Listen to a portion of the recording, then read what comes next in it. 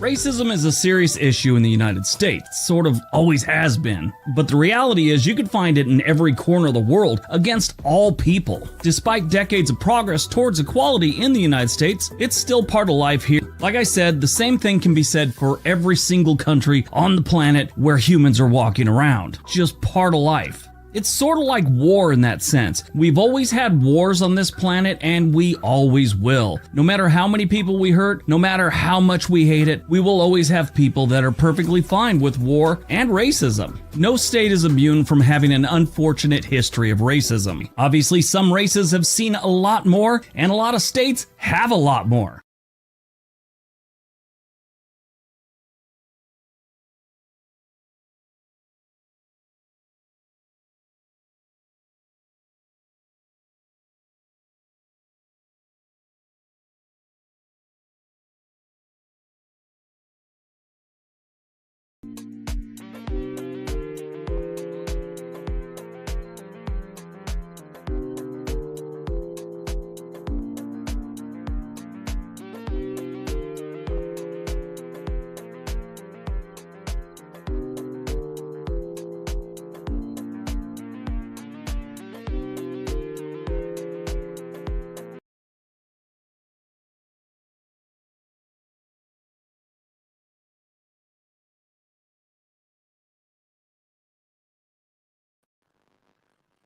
Peace, and blessings.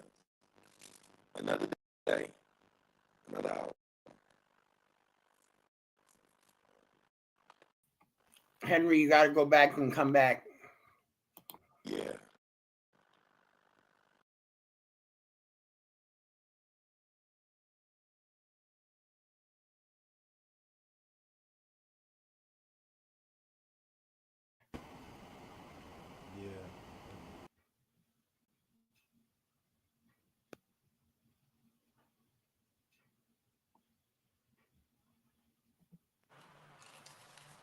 Hello? Okay, we in here. Yeah. Let's start it back right. Peace and blessings. Another day in the newsroom. Never. Oh, they acting up today on us. Let me work on my mic. Papa Shin. Well, we having some technical difficulties, folks. So welcome to the show. It's your host, Shin JML. You already know Henry Williams in the building, but he's having some microphone issue right now. So we gotta fix that up. But we got our special correspondent too in the building again. St. Patrick. St. Patrick, what's up, B? How you doing today? Man, I'm doing great, Chevelle. Man, I'm doing great, man. It's another beautiful day in the sunny state of California, and we just loving it up and living it up. That's it. Hey, well, Henry's having some technical difficulty right now, so we gonna bring in the show today. When Henry gets on here, he's gonna get his intro. He's gonna be good to go. Yeah. I'm in All right, so now here we go. We got the host, Henry Williams, here, the multimedia coordinator, even though it seems like he can't get his own multimedia coordinated at this time. Yeah, Facebook took my mic. See, you're still sounding froggy out here.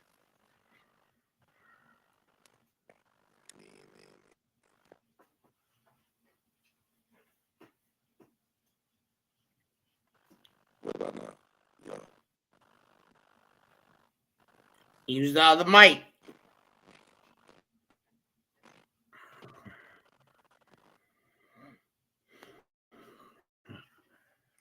All right, well, St. Patrick, while Henry's getting his stuff together, we're going to have to bring in the show. So today's show is going to be about the effects of racial profiling, racism, discriminatory practice, and how it affects people in their everyday life. You good or what now? Hello? Yes, sir. Oh, he was good to go. I don't know why he switched out, but all right. So St. Patrick, how you feeling about this current show, and what do you got to say in the general purpose about how racial discrimination and racial profiling affects you in the everyday, and not so much in a redundant fashion of what we already know, but actually from a personal perspective. Me personally, I haven't had too much to deal with racism as of now, but in a previous employed situation, I had deal with racism, and it came from a brown brown and brown and black relations. You know what I'm saying? And that's not what you expect traditionally of racial tension or racial hierarchy. You know what I'm saying? Brown trying to dominate the black and saying, hey, I exist in this area and you can't come in and dominate it. You can't do your blackness here. You know, uh, that's the experience. Because Well, I'm on the West Coast, so so would it's you a lot of say, so St. Patrick, would you say that it's not racial profiling, but you are actually they wanted to stifle your black excellence? Is that what you're trying to say? not just my black excellent. What I've seen in the workforce, more or less, like, all right, we're brown, we have a niche here. We're gonna keep our dominance here. You're intruding, actually. You know what I'm Yeah, saying? And because you got to remember, it's because when we come in the environment with our certain swagger and our certain aura, and even if it's only one of us, we overpower the rest of the people because that's the excellence part of it, right? We're gonna come in there, we're gonna bust our behind, we're gonna make sure that we're the best, we're the best of the best of the best. And that's why them people who's in that brown corridor, they're known for that stereotypically. And as black people in America, we're not really known for that, even though we are anecdotally. You know what I'm saying? yeah, Stereotypically, they want to say we're lazy, we don't want to work, we don't put in the work, but they know anecdotally it's not true. You know what I'm it's not. saying? Yeah, it's When we not. show It's not. up, when we show up, it's a different ball game. But guess what? That's because who are they racially profiling us for? They're racially profiling us for the ghetto ratchet black people, which is a whole No, different no, no, category of black no, people, no. Hear bro. me out. Hear me out. No, I think, man. There are different levels of individuals on each standard of group. When I say like this, Right. you got poor white people and the bottom of their group, right? That makes white people look horrible. They have no education, they lack intelligence, they lack pa, they lack elegance, they lack class or stature, right? They act way out of league. Right. So let's say in that case, that's going against their social stereotype, right? Would you say that? Right? Yes. That goes directly Yeah. against their projected social stereotype. Just like I was saying, those ratchet, that's why I was making the case in what you said in your example of that those brown folks was expecting you to come in there and be a ghetto ratchet type black person, but you came in there professional and exuding black excellence in the swagger in the aura that we present ourselves with that type of strength, you know, like it says in the ancient text, the God aura, you know, the God body. And they couldn't handle it. They was like, yo, who is this guy? You know what I'm saying? That's where we get into these type of conductivity. Bad conduct by going against the stereotype, we're hurting their image of what the stereotype is. And now we got Henry Williams, the host, back on the show. Henry, how you doing today? Are you ready to go or what now? Can you hear me? Yeah, but you keep coming up with this froggy voice, kid. Get your mic. Let me see. Hello? Hello? No, it's still choppy. They don't want me to come on tonight. They know I'm about to tear it up. I'm gonna let y'all have the show. You need to go on to the computer instead of going on to your phone. Yeah, that's what I'm about to do. Your voice just cleared up right now. Can you hear me now? No. Nah, I don't know what happened. It went clear. Nah, and then it was bad just again. then went back to what you was talking like that robot voice. But you right, man. You right. I got both. I got both stereotypes, right? Like I say, there's also, you know, you got on their tier, the brown people, right? You got lazy to them. You know what I'm saying? That you know, Ariba don't want to speak English. You know what I'm saying? Coming to the place with their cowboy boots, don't act right. You know what I'm saying? Doing a little here and there. You know what I'm saying? Acting uncouth and ain't rational. You know what I'm saying? Tattoos all over their face. You know what I'm saying? Right. Acting beyond reasonable. And they girls at the same thing, you know. Not only that, they be sexually harassing folks and stuff like that too. You know, I've been seeing that off them type folks in the workplace. And I'm not saying it in a way that it's not like that they're being aggressive or anything like that. It's just unprofessional in the work setting is what I really was trying to get at. You know what I'm saying? They're being unprofessional by bringing it to those methods. Yeah.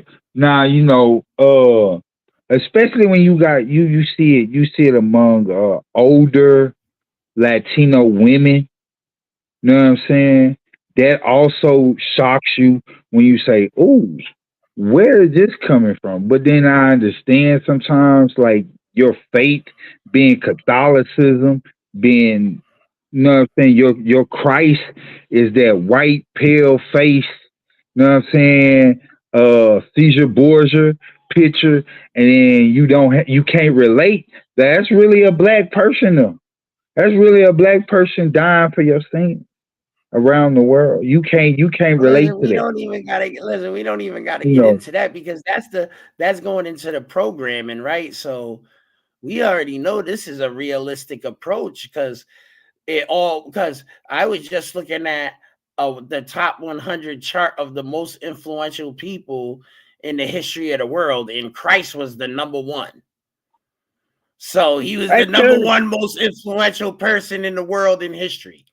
So, and based on what you're saying, his deep message was love. hold on, St. Patrick, because we got to get the point across. We got to get a point across to the people. So, based on what St. Patrick is saying in the realization, this is for everybody who's Christian too. You have to accept that picture that they showed you is incorrect. That is the number one thing why you can't get past certain racial issues and certain insecurities of personality based on race, because you're following a false image, so you can never have a truth of the self. So you're gonna always project onto other people external to you that look different, that you're unacceptable, that they're different. It's that simple. And knowing, and Why just is it that knowing. and hold on, St. Patrick. And let me ask you a question. Why is it that in the Black community that is the least effective? Because Black people is hospitable to all races.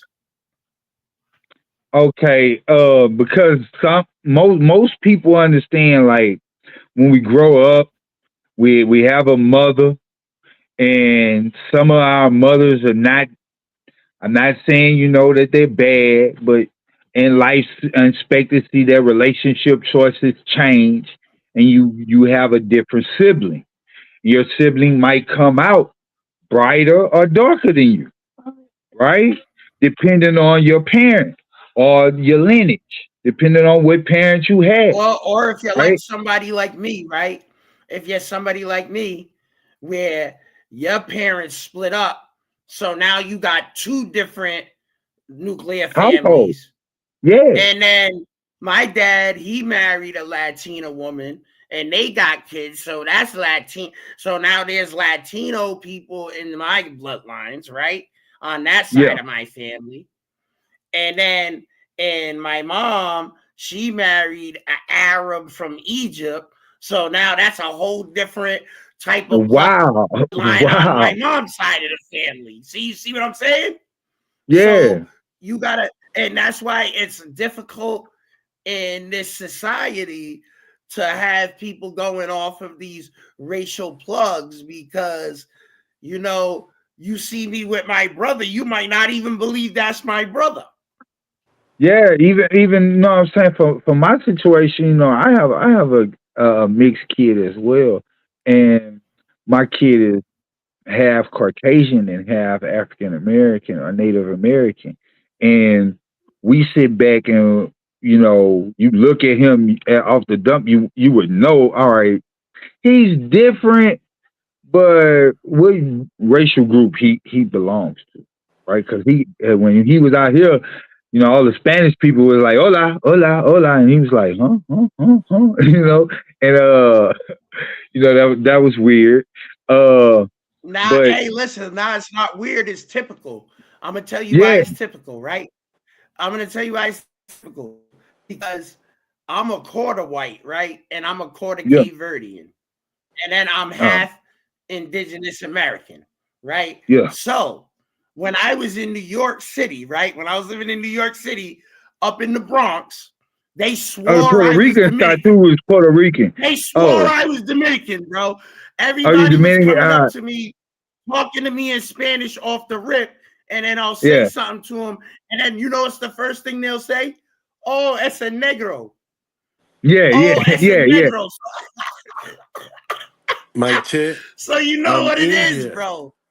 Off We of glad just you're off back, of just Henry. my image Huh? alone. We glad you're back. Uh, Yes, We're yes. glad you're back, Henry. We got Henry Facebook. Williams finally here.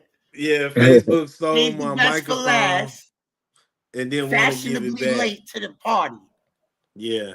Yeah, but so you had it. So from us, our dynamic is you can have somebody in your family that's your brother, high yellow, or your sister, high yellow, or your cousins, high yellow, right? Or really charcoal dark, right? In your Hey, listen, family, and you but know they're what's the funny family, so thing you about don't high even look yellow? at it like that. Ho- You don't even look. Because we gotta clarify for the audience, because we might have people from all races watching, so we gotta clarify. High yellow is not a Negro term. It's a generalization because remember, if you could be a half Asian, half black person and be high yellow, you could be High half yellow, Asian and half Latino and be high yellow. Samoan, High yellow just Samoan means that you got those lighter races in your bloodline, plus the bloodline. darker races in your bloodline, and that's what Yes. you're expressing on the outward expression, your skin color. Yeah, your melanin scale, the melanin that Right, your right. That's what phenotype I wanted to make sure it contribute, wasn't a race right? thing. I So It wanna was the I melanin wanna go thing. to the stream. I wanna go to the stream a stream scenario. go ahead. If United States will fall today, the stock market would crash and we would have to build this country together, or stand individually, or America give African American respiration and send them to one corner of the United States?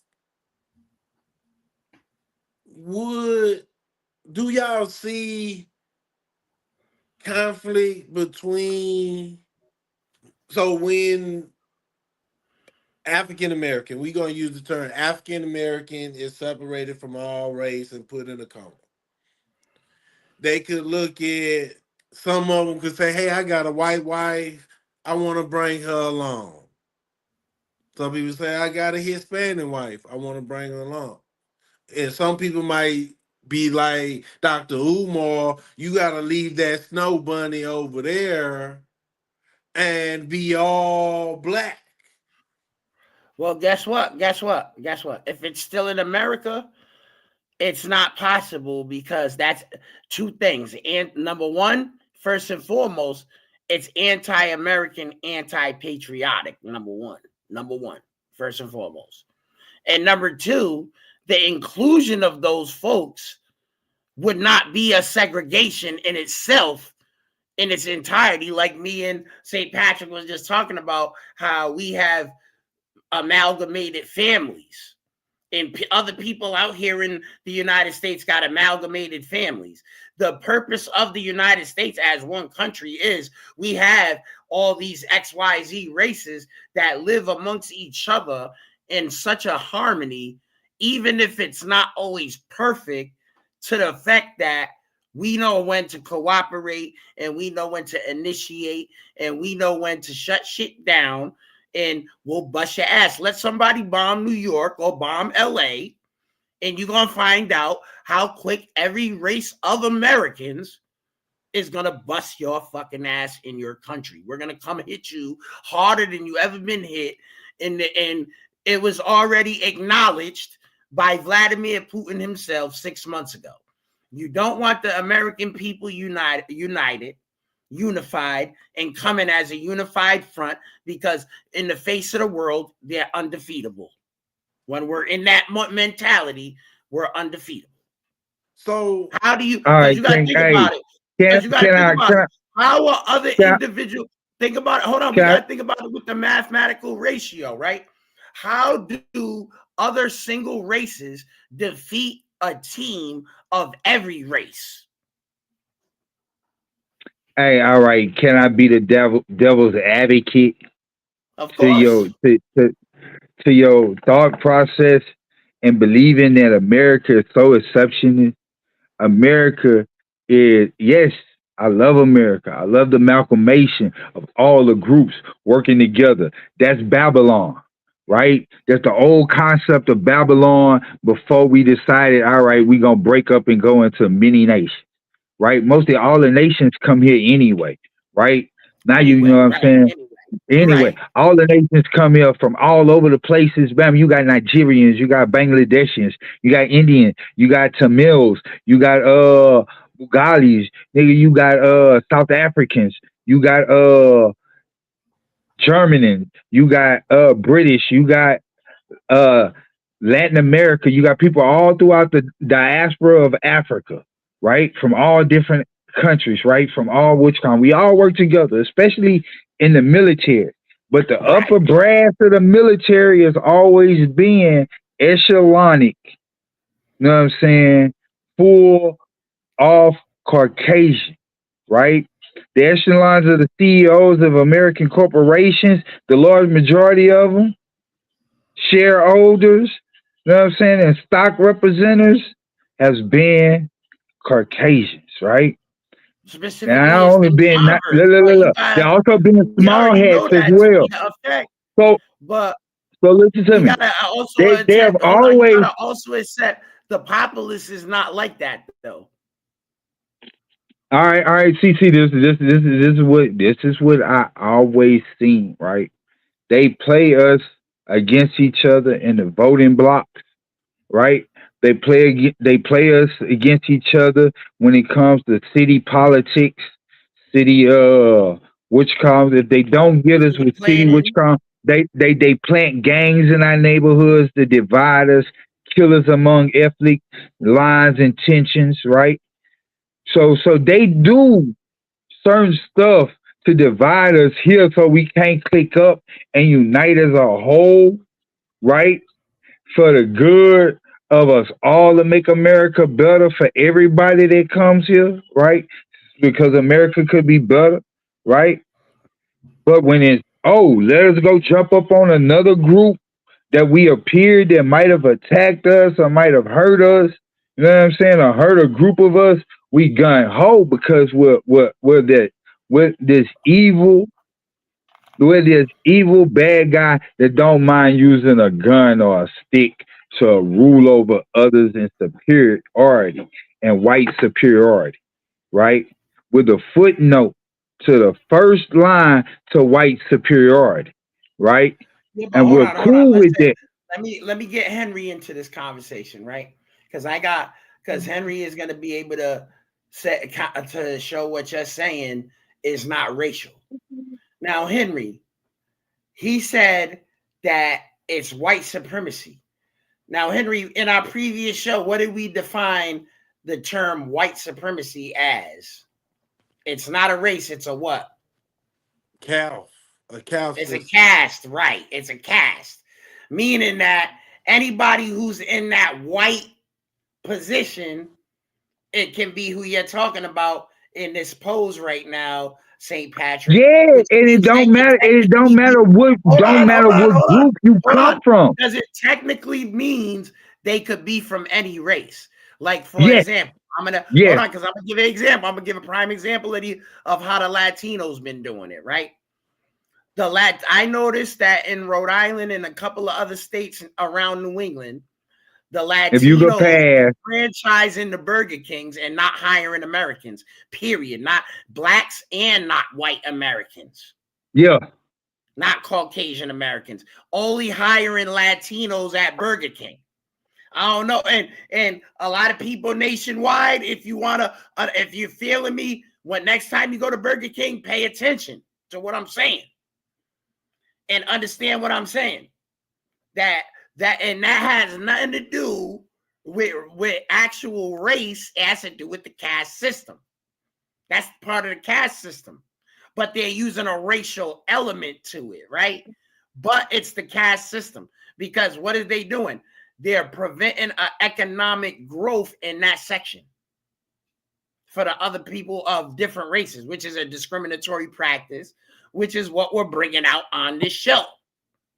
Yeah, I agree with you. That's in a lot of industries. You know what I'm saying? The cleaning industry, the housing industry, the hotel hospitality industry. You see that across the board that these not only in certain low end jobs, right? That they like to call low end jobs of economic up mobility, right?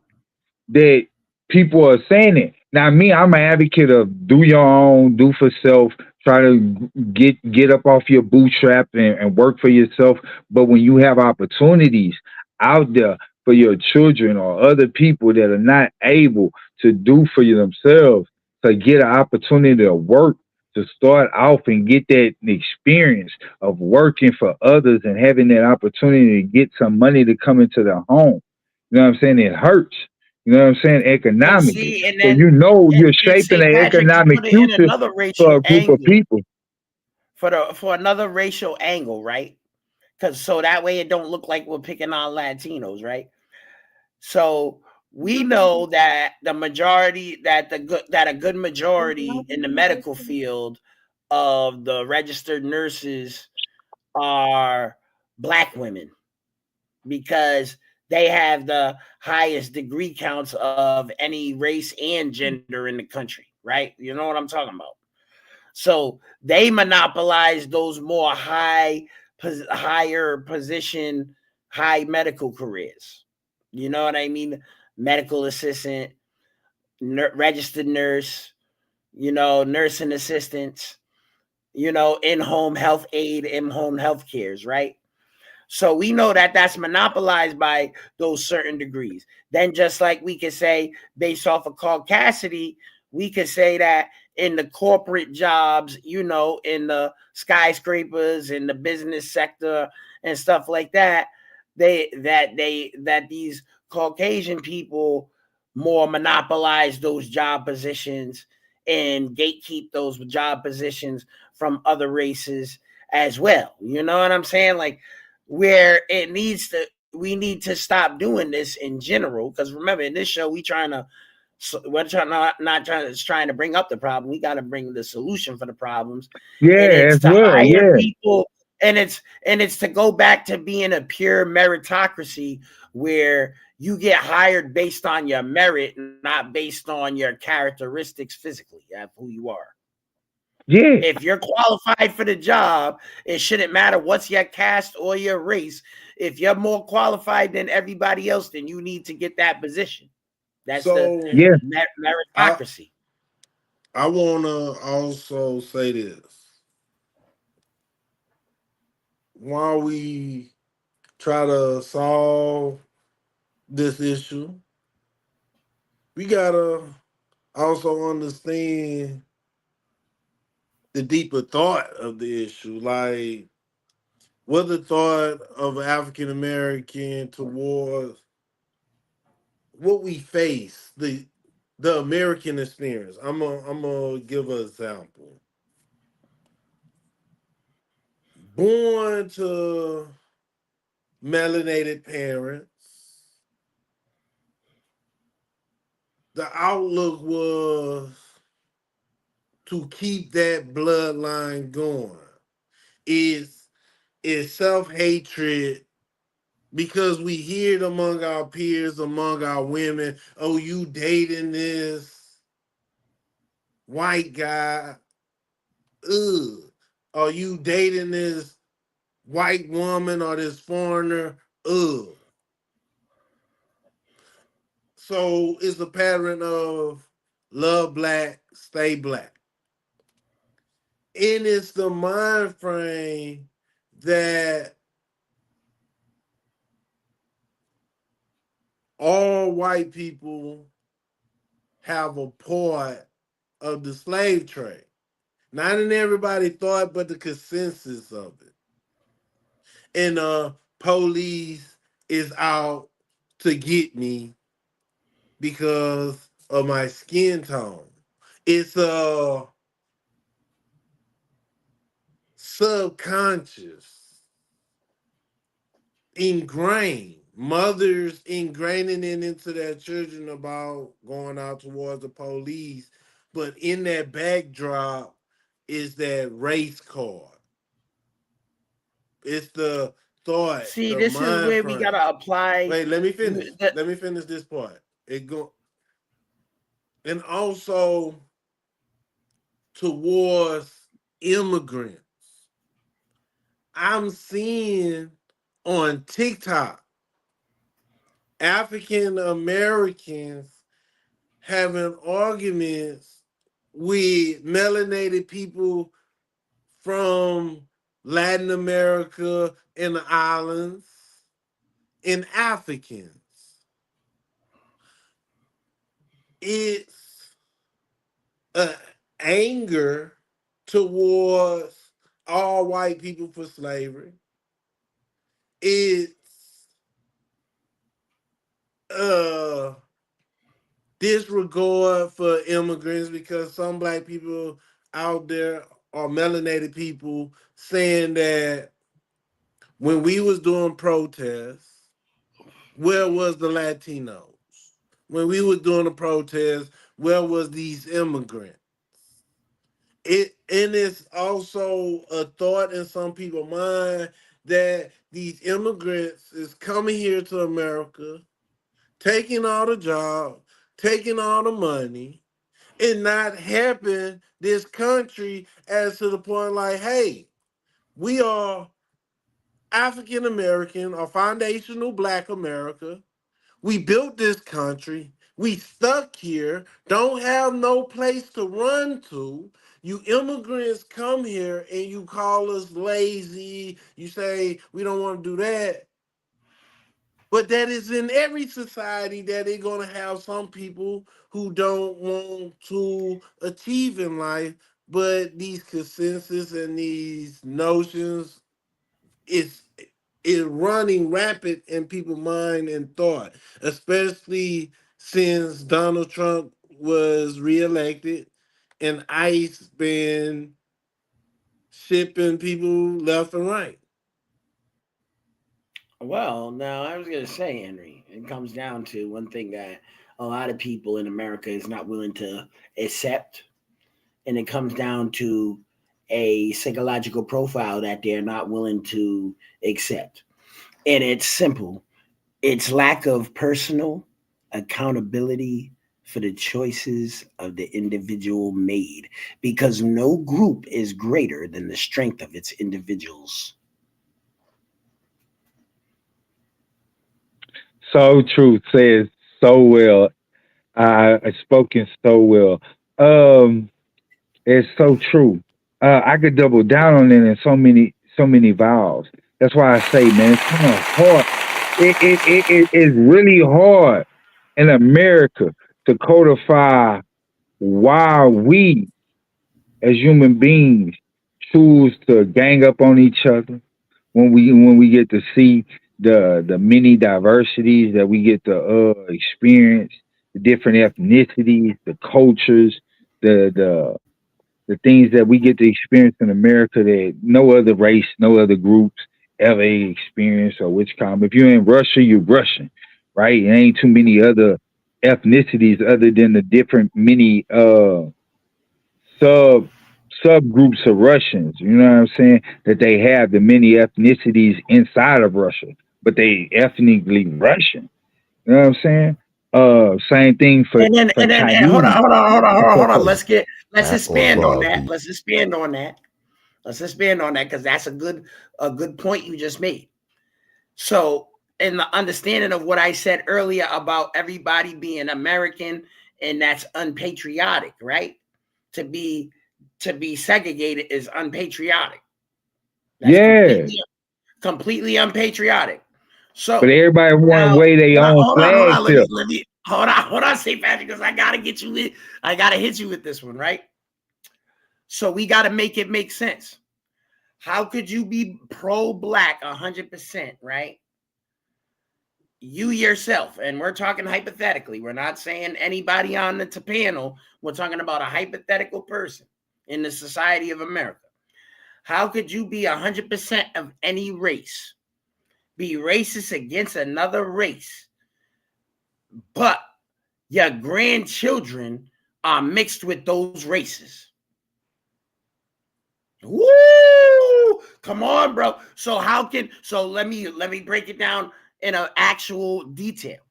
So how could you be 100% black and 100% and the other person be 100% white and you both be hating on each other, but your two kids have a kid who's the opposing side of what you're trying to create as a division? So what do you do when it comes to the grandchild? You're both the grandfather. So would that cause a Then, Romeo and Juliet all situation in right. some people cases? I see. A lot of people want to know what's the psychological which come impact.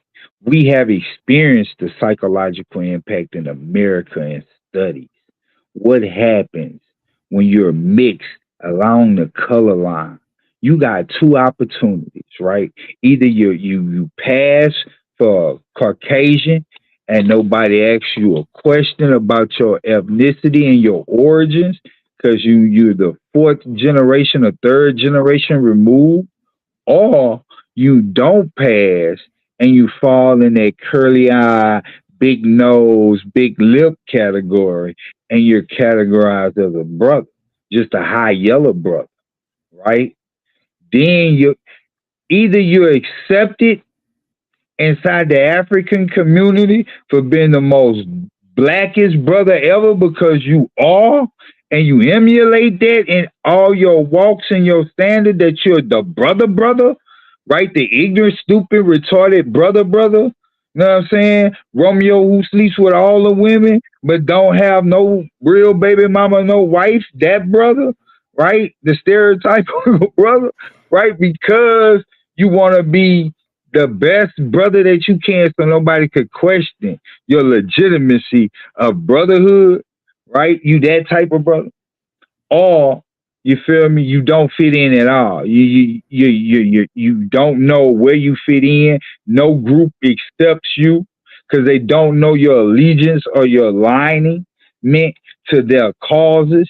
When one group is being ostracized, right, for whatever reason, and you just want to speak up and say, "Hey, I understand."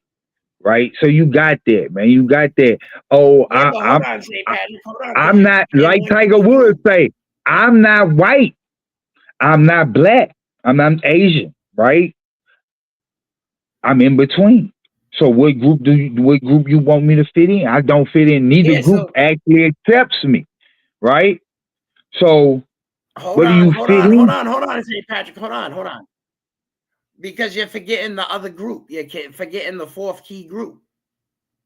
And those are the people who know how to code switch and is accepted by all the groups because they can code switch.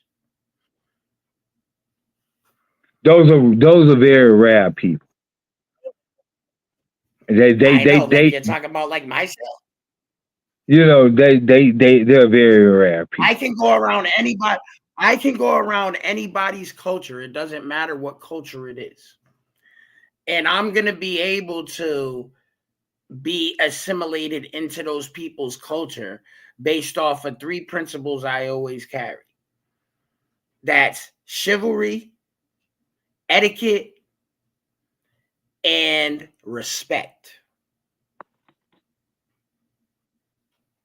That means that if I know your culture's chivalry and I know your culture's etiquette, and I'm going to move with respect, that means it's undeniable that I have to be accepted by those people groups because I'm moving accordingly.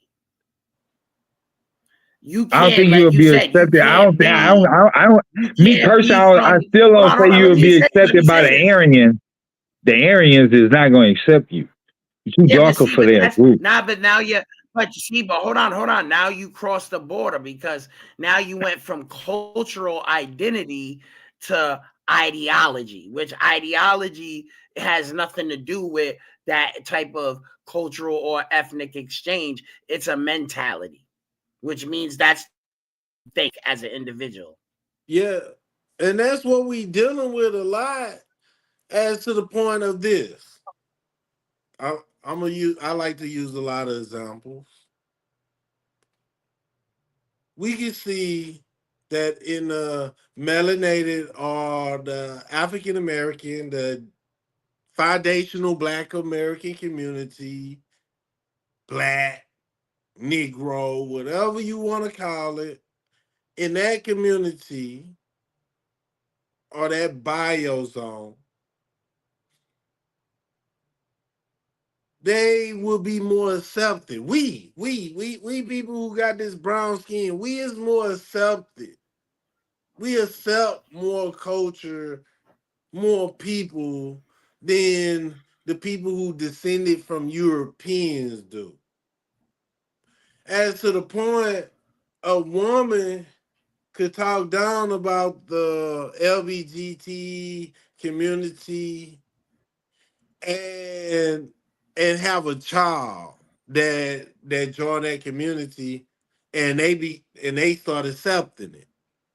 But the father, his ideology might be a whole lot different to that strain, that relationship. But flip it Henry, when it comes down, that was good evidence right there, Henry. That was a good key point, bro. yes. And Because we know something about LGBTQ in that community is that it doesn't have a racial element. It crosses that boundary. You know what I'm saying? yeah. It goes through all those racial boundaries because any race could be in the LGBTQ. So when it come down to now the color barrier, and you have a African American boy dating a Caucasian girl or Hispanic girl, most likely the Hispanic or the people that YT people or European descent people would, in most people's experience, would deny that relationship than the opposite side. And that's Well, the that has to do experience. with see that I think that type of stuff, Henry, has to do with they have that those certain people who's like that in those groups, they have an insecurity in themselves about being different. You understand? Because in their cultures where they grew up in, they was all taught these faux pas about different races and how it's bad to be different or culturally that's why they're unacceptable or it's hard for them to assimilate into other racial cultures and traditions because they're usually not really raised to be as open-minded because in their position in the society of the caste system they don't have to. It's not always necessary. Sorry, it's not a necessity for them. For us, everybody else who's not these European descent YT people, it's a necessity because it's the only way we survive. It's the only way we're able to build stuff. It's the only way that we're able to All create right, a so greater existence. as we going forward in America, if America financially collapses, economic collapse, which we all in America don't want that. Don't matter what ethnicity, what background we come from. Neither one of us want to take on a new look of our country as being a failed state. You know what I'm saying? A third world nation. Uh, what do that look like for us? Do we all come together or do we divide ourselves into our own ethnicity groups? We all got these people over here waving their own fucking individual country, nation flags, not saying, look, that's a good thing or it's a bad thing. I'm saying put them all up because you're over here you're screaming you're American. So you like America, but you got dual passport. Push come to shove, shit come to shove, you're going back to your nation, right? You're working your ass hard off. Majority of y'all just taking y'all money and shipping it back to your own countries, not giving a fuck about America as it is. You know what I'm saying? You don't care. You know what I'm saying? Who's here? Who's left to pick up the pieces? If your country, if your company go bad, if you pollute the soil, if you work hard, if you don't, you're taking most of the capital out of America, shipping it back to other countries, right? Is your loyalty actually here for Americans, or is your loyalty for the nation that you just come from, or that you're going back to? How long are you gonna be here? How long are you gonna work here and claim to be, oh, I'm American, or you shouldn't ask me where I come from? You know what I'm saying? If your loyalty is not for America, you're not putting into the nation, you're not contributing, leave the nation. That's all I'm asking. Right? I'm fundamentally American. I believe in the American way of value. Right? I don't believe in all of the racism that America was a part of in the past. You know what I'm saying? The segregation South, the Jim Crow era. I don't believe in that. I think we have progress from those times, have became a better nation because of civil rights movement, because of the pioneers of people that wouldn't stop pushing forward to make America great. Most people from around the world come here and enjoy that. You know what I'm saying? That privilege. really not experiencing the heartache that it took to get there, or have family members that could relate to the experiences that they experienced while they was going through, right? They just come here and see America as what it is at this present moment and see the benefits that they could extract from it, right? Without giving back, then claim the people that already are foundational here, they don't work hard. That goes for all of us that's been here. All the Latinos that been here for generations, all the Asians that been here for generations, all the blacks that been here for generations, all the whites that been here for generations, that some of our families are mixed, some of our families are not, some of our families are stead bred, some of those that are who who who have religious separation, such as the Jews, such as certain Native American tribes, certain things, but we all are Americans and we believe in the American experience and the American way of life. You know what I'm saying? What that may sound like a vision to some might not always be resonant true to others, such as those who are fleeing religious persecution in other parts of the world that come here to make a home to enjoy that freedom of religious freedom. You know what I'm saying?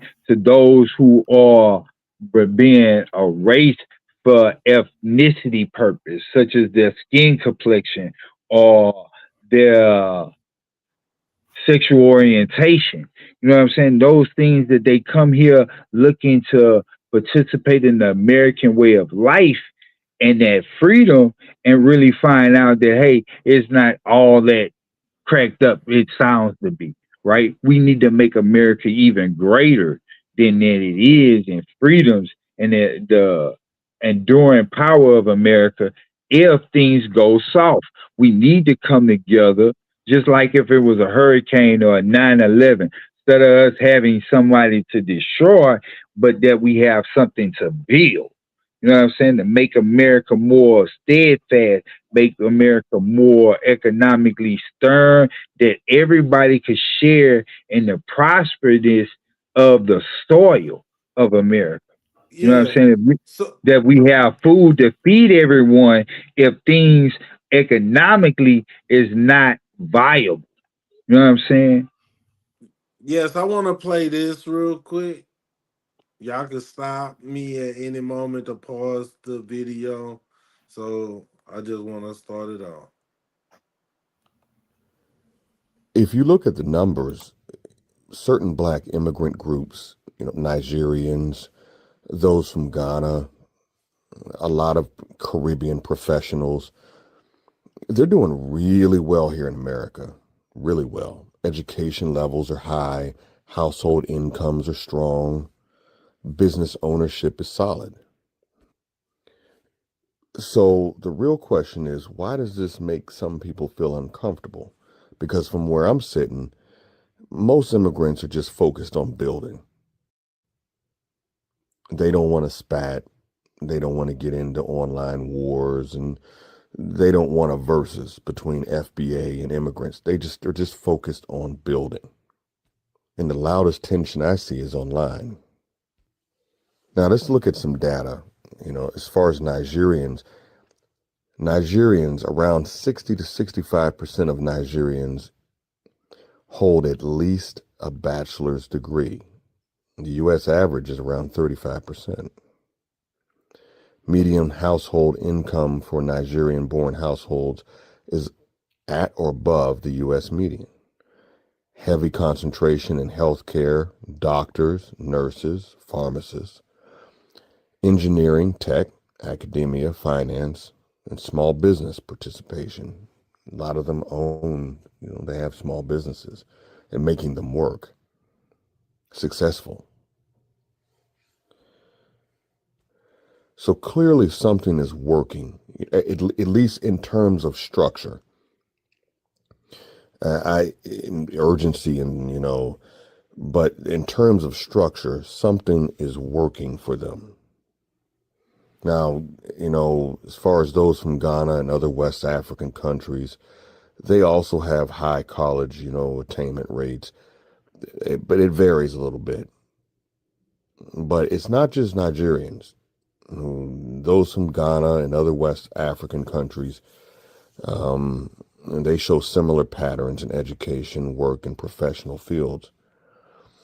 It seems to vary a little bit more when it comes to, Caribbean immigrants, but they still have a higher labor force participation than U.S.-born Black Americans. Why? Their median household incomes are usually above national, U.S.-born Black incomes, household incomes. They have a strong presence in nursing, transportation, and skilled trades. A lot of small business owners come from the Caribbean. Now, to be fair, immigration is selective. A lot of people who come here already have, this education, and that matters.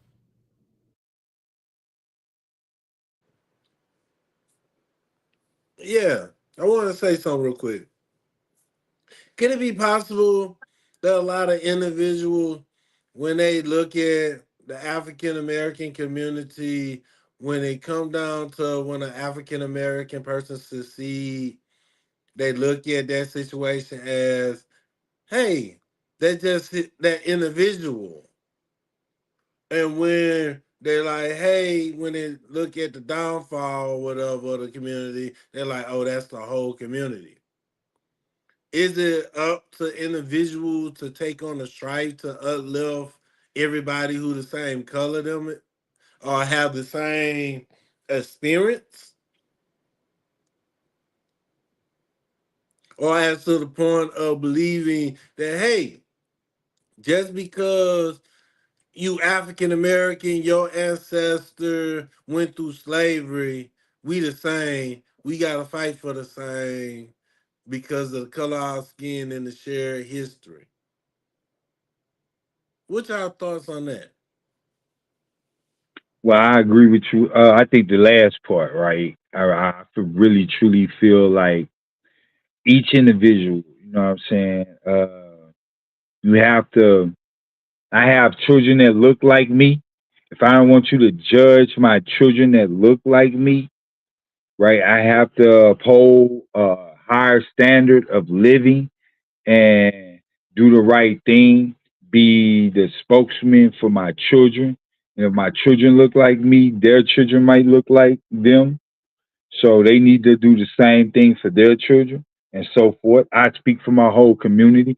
If I'm out here doing bad things, most people would say, hey, a person that look like that more likely to do bad things, right? And that's with any group. When I go to certain places, and I see a Caucasian with a trench coat, I'm kind of scary and leery, and I look at him kind of hard. I kind of like I watch him. You know what I'm saying, to make sure you don't have a gun under that trench coat. You know what I'm saying? I don't want to be another victim to a mass shooting in a closed environment that I can't get out of. You know what I'm saying? Because a lot of places in my city, there's only one way in. They don't have too many Hey, exits. say Patrick, let me You know, holler at you real quick, right? Because I'm gonna go with what the gentleman was talking about real quick. He said Nigerians, right, for example, have a 65% bachelor degree rate compared to the average American, including all races, which is at 35% on the average, right? Now, let's go into the game, right? Let's play the game. This is because the individual is raised in a culture that is non-American. Let's be honest, right? So technically, they are only getting the African experience when they're home in their structure. But when they exit into the world of America, they have to deal with the everyday societal pressures of their racial, cultural, ethnic group. Now, understanding that, right? This is why when he was comparing it to so-called black experience, black excellence, right? Experience.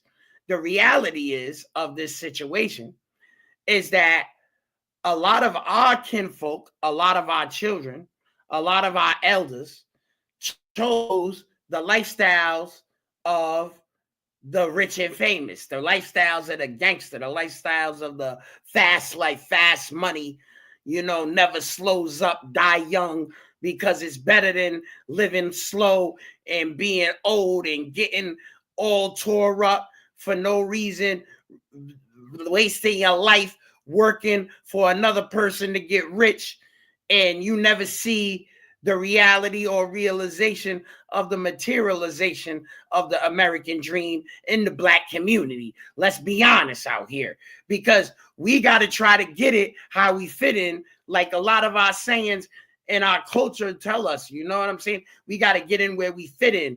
If you knew better, you would do better. If you was moving right, then you wouldn't be moving wrong. Come on, bro. This is where if you listen to what Dr. Umar, Bobby Hemmett, and a lot of these black professionals say that have educations, it's because we as a society, we are not assimilating correctly in the structure of an environment which is conducive to a ascension of your character. You know what I'm saying? We're taught in our community, and and not only that, we're gonna extend it to the Hollywood. Latino. And hold on, let me do this. We're gonna extend it to the Latino and the Caucasian community because they're Americans, because they too fall into this pitfall trap. Live fast, die young, try to sell drugs to get rich now, be a millionaire as soon as you can, type lifestyle that we was fed by the American government as a psyop, systematic oppression, not only of one race, but all the races, because if you're not in that 1% already, the 1% does not want you to ascend to that 1%. Am I right? Am I wrong, though? But because they came, True that. hold on. And this is the real question. And this is the real crux of the question. Because we're going to go back to the Nigeria example and the crux of the question. Because they're immigrants, these Nigerians or these Arabs, isn't that why, or these Asians, isn't that why they themselves suffer that fate at lesser rates? Because their parents or their grandparents is immigrants themselves. So they have different cultural and household structure. Now go ahead, St. Patrick, you can answer that. I agree with you, because it does fall off a generation. Those that stay in America one generation doesn't do as well as the generation that just came through, right? Or the first generation that stayed here, right? The next generation is a little different, right? They all fall into the American ploy of trying to get that fast money. Let's do it easy, do it quickly. You know what I'm saying? Let's do some felonious shit to make a lot of money so we could live among the Joneses. You sure right. You know what I'm saying? You get the gangster elements of the crew that, I could get some of that good stuff from back home, whatever it may be, I could do my wiki, and I could make a lot of money and I could be the man, American Hollywood exceptionism, fast money, hot stocks, you know what I'm saying, and bonds get into these So let me ask boys' Henry, head. hold on. You so right. So You let's so let right. Henry get in here with this part of it, right? This part of it. Henry, you gotta name a gang, a street gang from every race right now. Go ahead. Yes. Name them. Yep, name a. So for each race, name one street gang that represents that race. So you have for the European YT people, you have the Aryan Brotherhood. All right, that's one. For the Hispanic, you have Serranos or MS-13. Right. All right. That's 2. For the Asians, you got the triads. Right. That's 3. And for black people, you have stuff like Crips and Bloods and stuff. Yeah. How about instead of because we can't really say that because there's different You do races have now. you still have the Jewish mafia still out there, I was gonna right? hold on. The Hold Sicilian on, let me get it mafia right. still out there. Hold You on, feel let me me? get it You right for got the biker Negroes. Let me get gangs. it right for the Negroes. Let me get it right for the Negroes. Because we all can acknowledge on here that there's multiple races in the Bloods and the Crips, so you can't use them as examples. It would have to be for the Negroes, it would have to be the GDs or the Hebrew Israelites.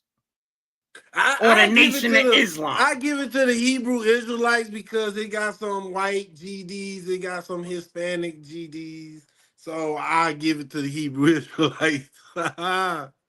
And what else? And what else? What else did I just say? say? The Nation of Islam too.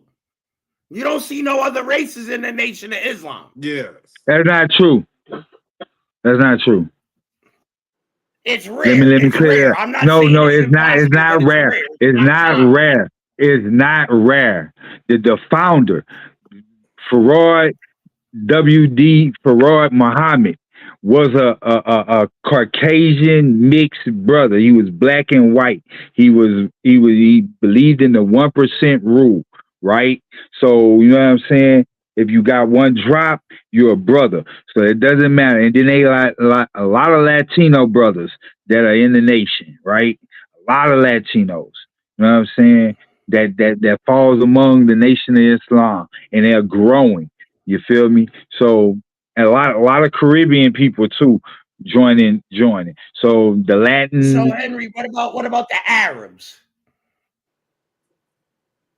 Al Qaeda. Arab gang. Yep. Al Qaeda. St. Patrick called for it. Al Qaeda, right? So Right, now see, you see how quick in the streets that we could name off the actual degradation of our racial identities into segregated groups based on street gangs, organizations, right? But now if we flip the mic, right? Let's flip the mic. So now name one positive organization for each of these groups.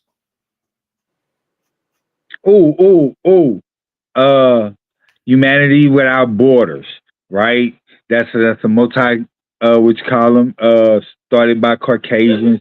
The Peace Correlation, the NWACP, founded by the Jewish Jewish people. organization, Scientology.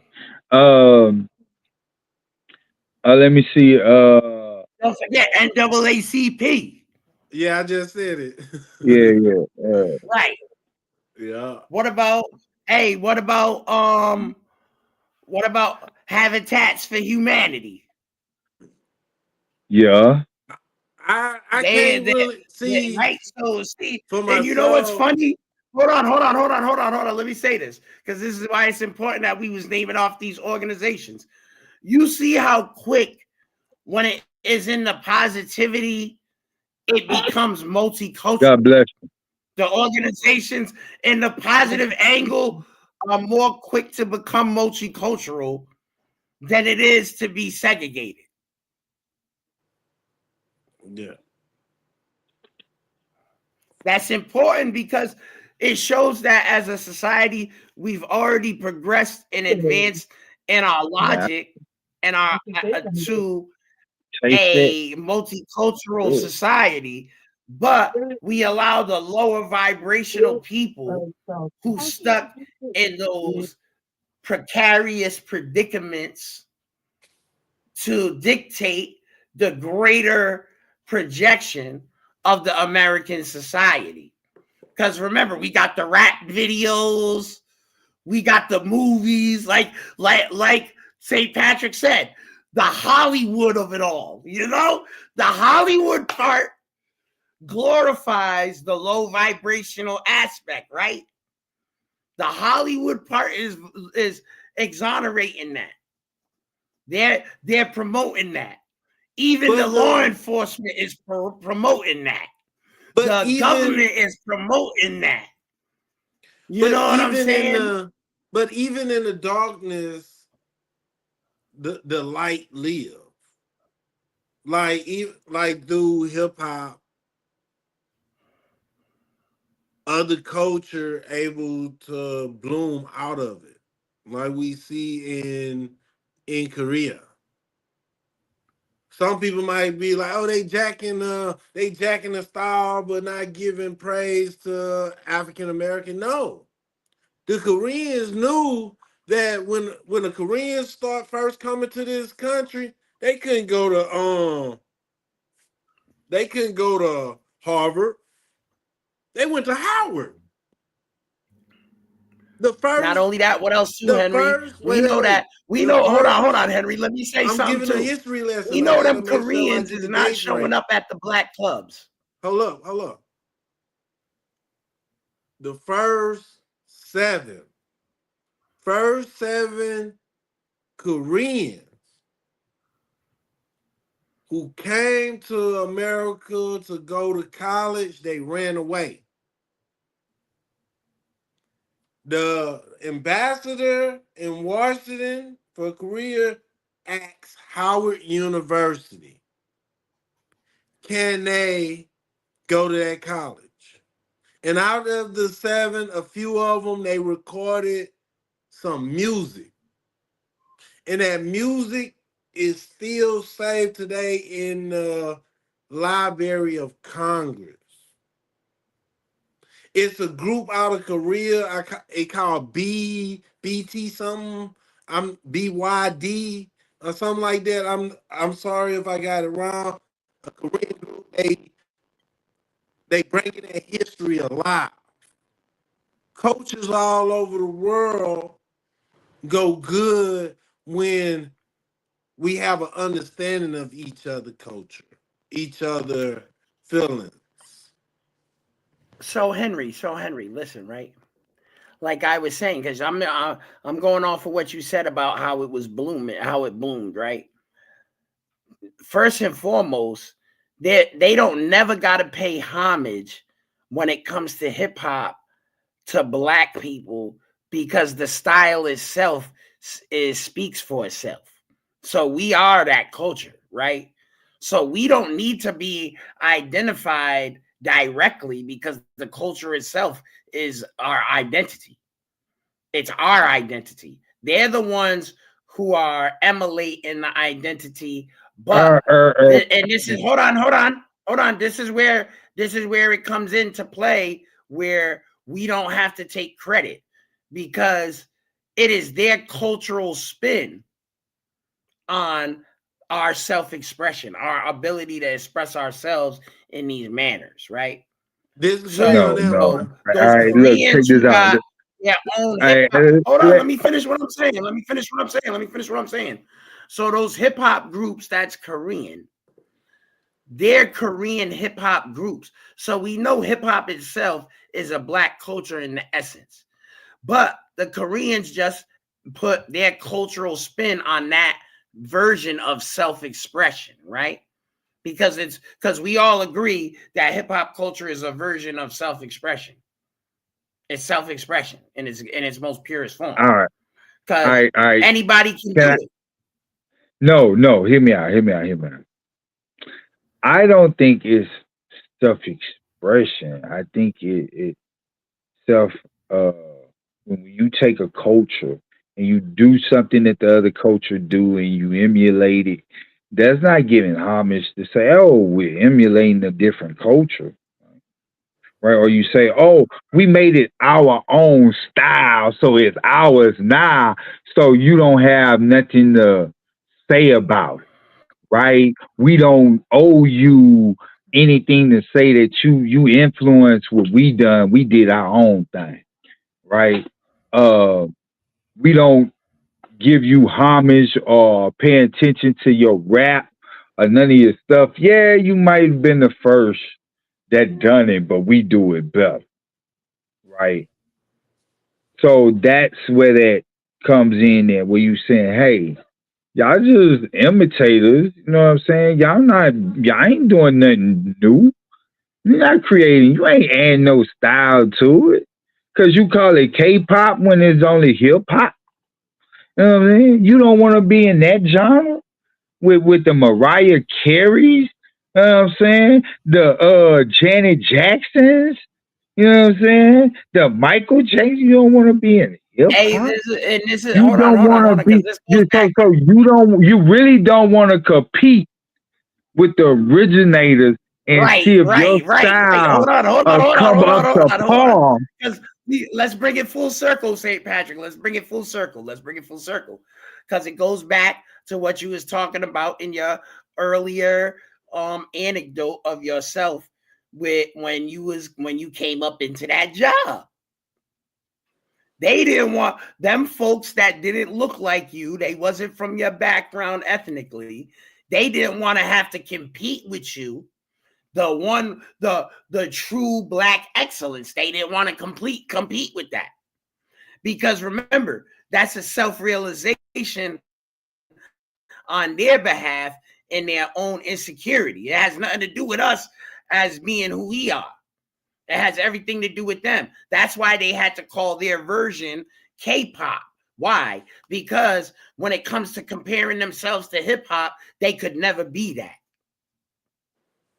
Why Eminem didn't say this is white hip-hop? Like, you know what I'm saying? Come on, bro. Why didn't Paul Wall say that? Because they was competing. Right? They're willing to go beyond that racial cultural boundary and compete. They willing to look. They willing to compete. We're willing to let them in. We're willing to give them a shot. We're willing to take over the stage. Even if you could hold a stage, hold a stage. Grab the mic and entertain us all. And if we're captured, we'll bow down. Right? You know what I'm saying? And Yes, I sir. do find myself interested in some of the things that they do. You feel me? And be like, you really a good emulator. Yeah, you look just like the video game I played. You know what I'm saying? You look like the Tetris that I played as a kid. You act just like the Mario. You act just like the Sonic. You know what I'm saying? You the great emulator that I played. So it's the same thing when I see a Powwow, when I see a Eminem, just like I seen a Vanilla Ice before. You are very good emulators. You know what I'm saying? Nothing wrong with emulators. We like emulators. They ain't the real deal. They ain't came up with nothing unique and no new style. You just good emulators. You know what I'm saying? So And the K-pop, they don't want and stuff like that. And the different European styles, like the UK drill music or the Eastern European drill musics and the different type of musics that they're creating, they themselves have recategorized themselves because they know that they don't have the heart to compete in the actual sport itself. So it would be like staying semi-pro, like if you didn't make it to the NBA, so you wanted to go play in Europe. You know what I'm talking about? You had to go play in China. You know what I'm saying? That's exactly what it is. You couldn't play you with the took the big runner. boys. Listen to me. I'm not mad if you take the runner up. If you take option C, because I always believe option C students make some of the best doctors that you could ever meet. Right? They ain't A students. Right? The A's write the professor books. Right? And check the professors. The C's just sit in class and do the work. Let You me know what I'm ask a saying? question. They don't do excellent work. They just sit in the class, listen, take the tests and pass. They don't give the tests. They don't write the thesis. They don't write the doctrines. They just sit there, take the test, go through everything and say, hey, bam, I passed. You know what I'm saying? The D student, you right. He fly to the country with the least resistance to join their league. You know what I mean? So I want to He get couldn't an make it in the understanding. real league. All right, go ahead, Henry. Go ahead. When you so Shin, when you were saying go into another market and stuff like that, because they couldn't make it in their zone. Is it kind of like a weak boy in the swim team wind up quitting the swim team, become a girl, label himself a girl, and start swimming for the girls team? Is it kind of That's like that? automatically the same. Hey, Henry, Okay. you just cleared up some real confusion Or what about for your people out girl? here in the reality. Because You that's an mute applied yourself. science right there, right? What about your girl that played in the WNBA who got caught up in Russia with a little bud? But we really knew she was trying to spread homosexuality and gay faloozy over there. You know what I'm saying? So we Yeah. know. So Then see, she and really a that's man. where Then she really a man. right now see, this is the realistic application of what we're talking about how people in general, right? Because see, and this is the downplay in America of the other races against the foundational Black American race, right? Is that because we're good at everything, and it's highly likely that we're the best at those things, that it makes it so that other people in the world feel insecure in their position, so they have to go into the lesser categories instead of trying to directly compete. You know what I'm saying? Just like when they show in the Social Experiment about the race, where the guy starts naming off 10 things that you could take a step for if you had these benefits in your lifetime. So when you start the race, that's where you start the race from. You know what I'm saying? And then what did he say? And he said, a lot of you, even the people who took all 10 steps, I guarantee you at the finish line, the Black person is still going to smoke you who had no advantage. So imagine what it would be like if you had to all start from the same point.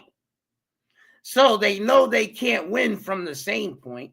So instead of creating a disadvantage, they just make another league that we are not participating in. That's why those non-people who didn't look like you, St. Patrick, in your anecdote was ganging up on you in the employment. No, but Because at the they knew same you was time, going to come in there and outshine them. yeah, it happened. But I wasn't even tripping. You know what I'm saying? Like even now, I'm not really like.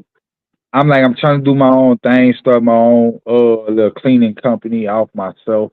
So that's my own thing. But I realized that if you put us on the same tier, the same platform, you give us all the same books, and you write the same lesson plan for us all, and teach us the same way, we achieve the same outcome. You know what I'm saying? Everybody will take that same path, right? If you gave me the same outcome, if you gave the Harvard student when he was a young boy in private school, you gave me that same outcome, I think I could be better. You feel me? I think I would Nah, have it's that not even same a better think. It's outcome. a no. You know you could be You better. know what I'm It's saying? not think, because you wouldn't even be suggesting the principle right now if you didn't Yeah, already know. And that's a so confidence. And remember something about that. That has to do with solar plexus chakra. Remember, because the solar plexus chakra is the energy center of the body that governs self-confidence, right? And we know solar or means the sun. So we just go back to the ancient Egyptian. And what is thank that? That's Amen, right? And then if we Amen. say his whole name, it's Amen Re. Right. Amen Re who? Amen Re Khan. Uh, You know what I'm so saying? so So who it's got always so on the hold on. Let's get it right. Let's align it right? So who on the self-confidence tier has the highest in the most intensity when it comes to the energy of self-confidence. The Amen Recon, the indigenous Amen Recon, us. You see what I'm saying? And that in itself is the only engine that we need to be better than you at everything. You know, so it's always, you know, I be trying to teach, you know, my little ones that, you know, that New Order originator. You know what I'm saying? You can start from a little bit of nothing, you know what I'm saying, and study it.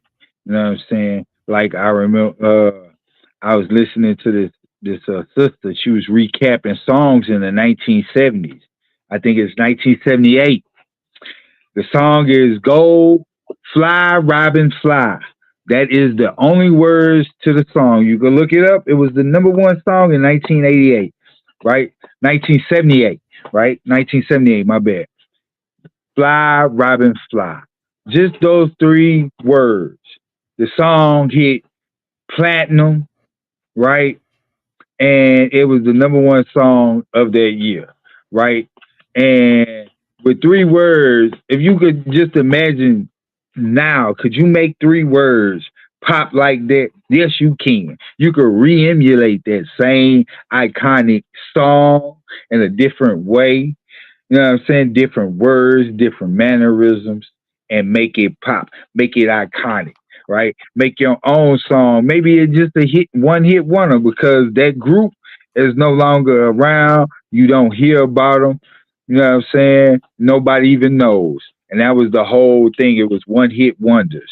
I And got a question. Is reparation a vice for racism? What I mean by no, this, what I mean is this. Hey, I'm African American. My mother and father was African American. We could trace ourselves to slavery. They promised us restoration and we looking for it. We waiting for it. One day it's gonna come. But in some people's subconscious, it's like, hey, if I let my children date outside of the race, they might lose that chance. They might can't come up because they don't have a history of me. The only way they could tell is by the skin tone. Do you think people think that way? Do you think people look that way? I would have to say personally that it wouldn't matter at that point because you know why? Because it's always going to be based on the historical record what you could prove. So as long as you know who your descendants are, and not only that, we don't have to do the work. We remember this is one thing that Dane Calloway taught me that I'm never gonna forget. Shout out to Dane Calloway, by the way.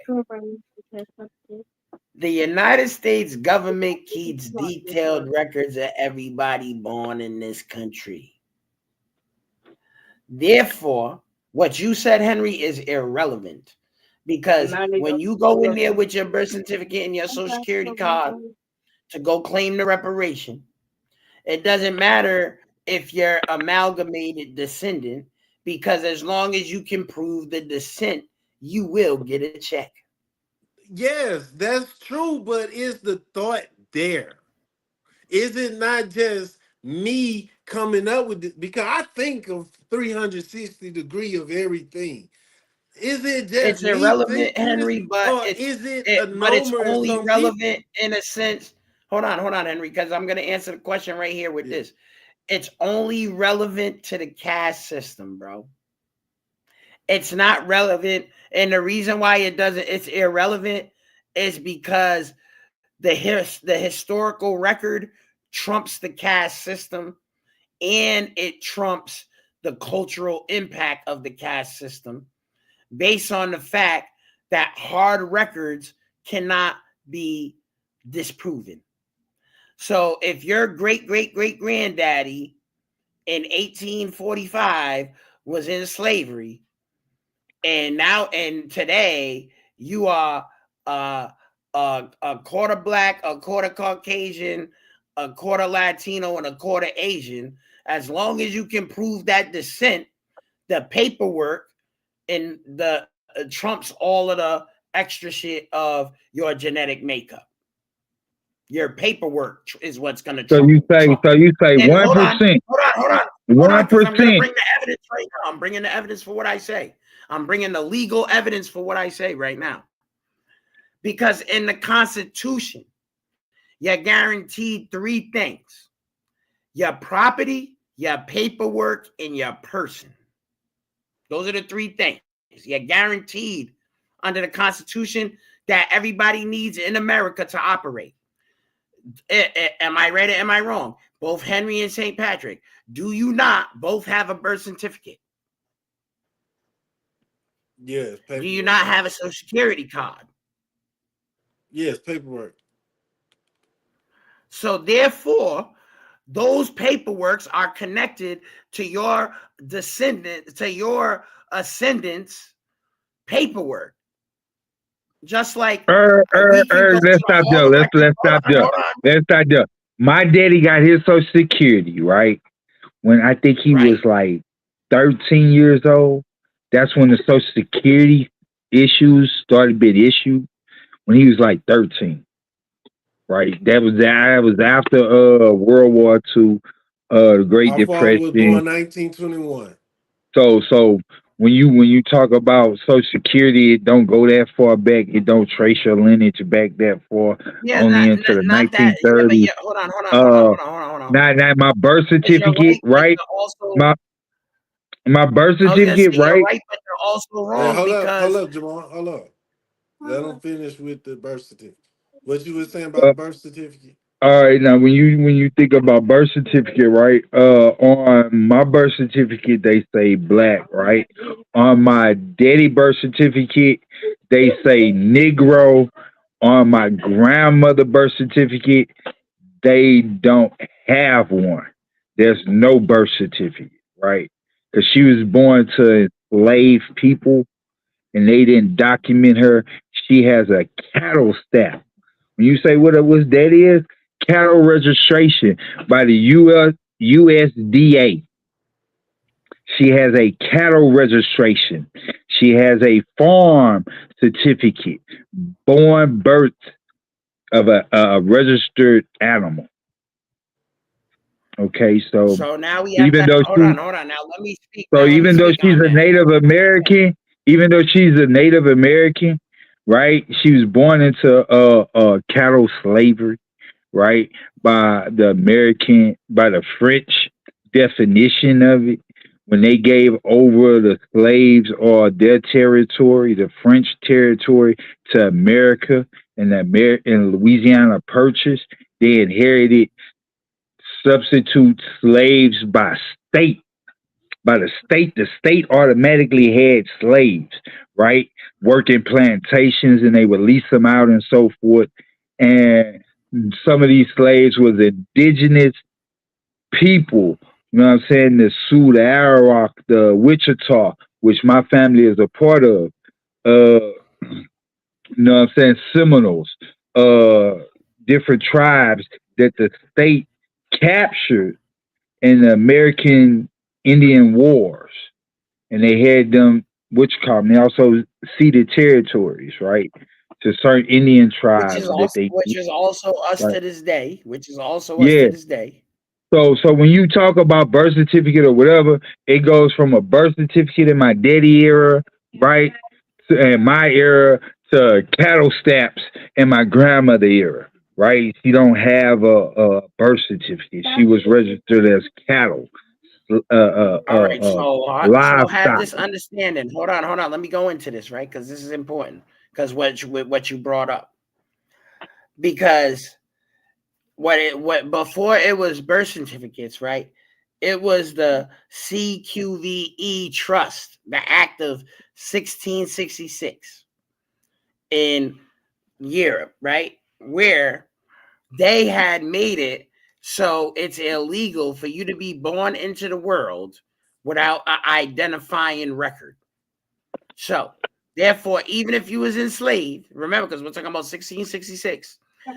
So, therefore, even if you was an enslaved person born under enslaved conditions, you still have to be recorded as a living body. because they want to claim your energy for currency, which is where the ascension and the evolution of the birth certificate and the social security card comes from, because it's to prove the living body as the energy source of the currency and the proof of your existence, right? So having that understanding, that means that going as far back as recently as 1666, and on some ancestral records, it can go as far back as the 1450s on some ancestral records, that where you can trace your lineages back through paperwork. So with that understanding of what's going on, remember what I said. They just wanted proof of your existence so they can profit off of your energy as currency in the transfer of how capital and funds work. Whether you was born a slave or you was born a royal, you are producing energy, therefore you are producing capital. Am I right or am I wrong?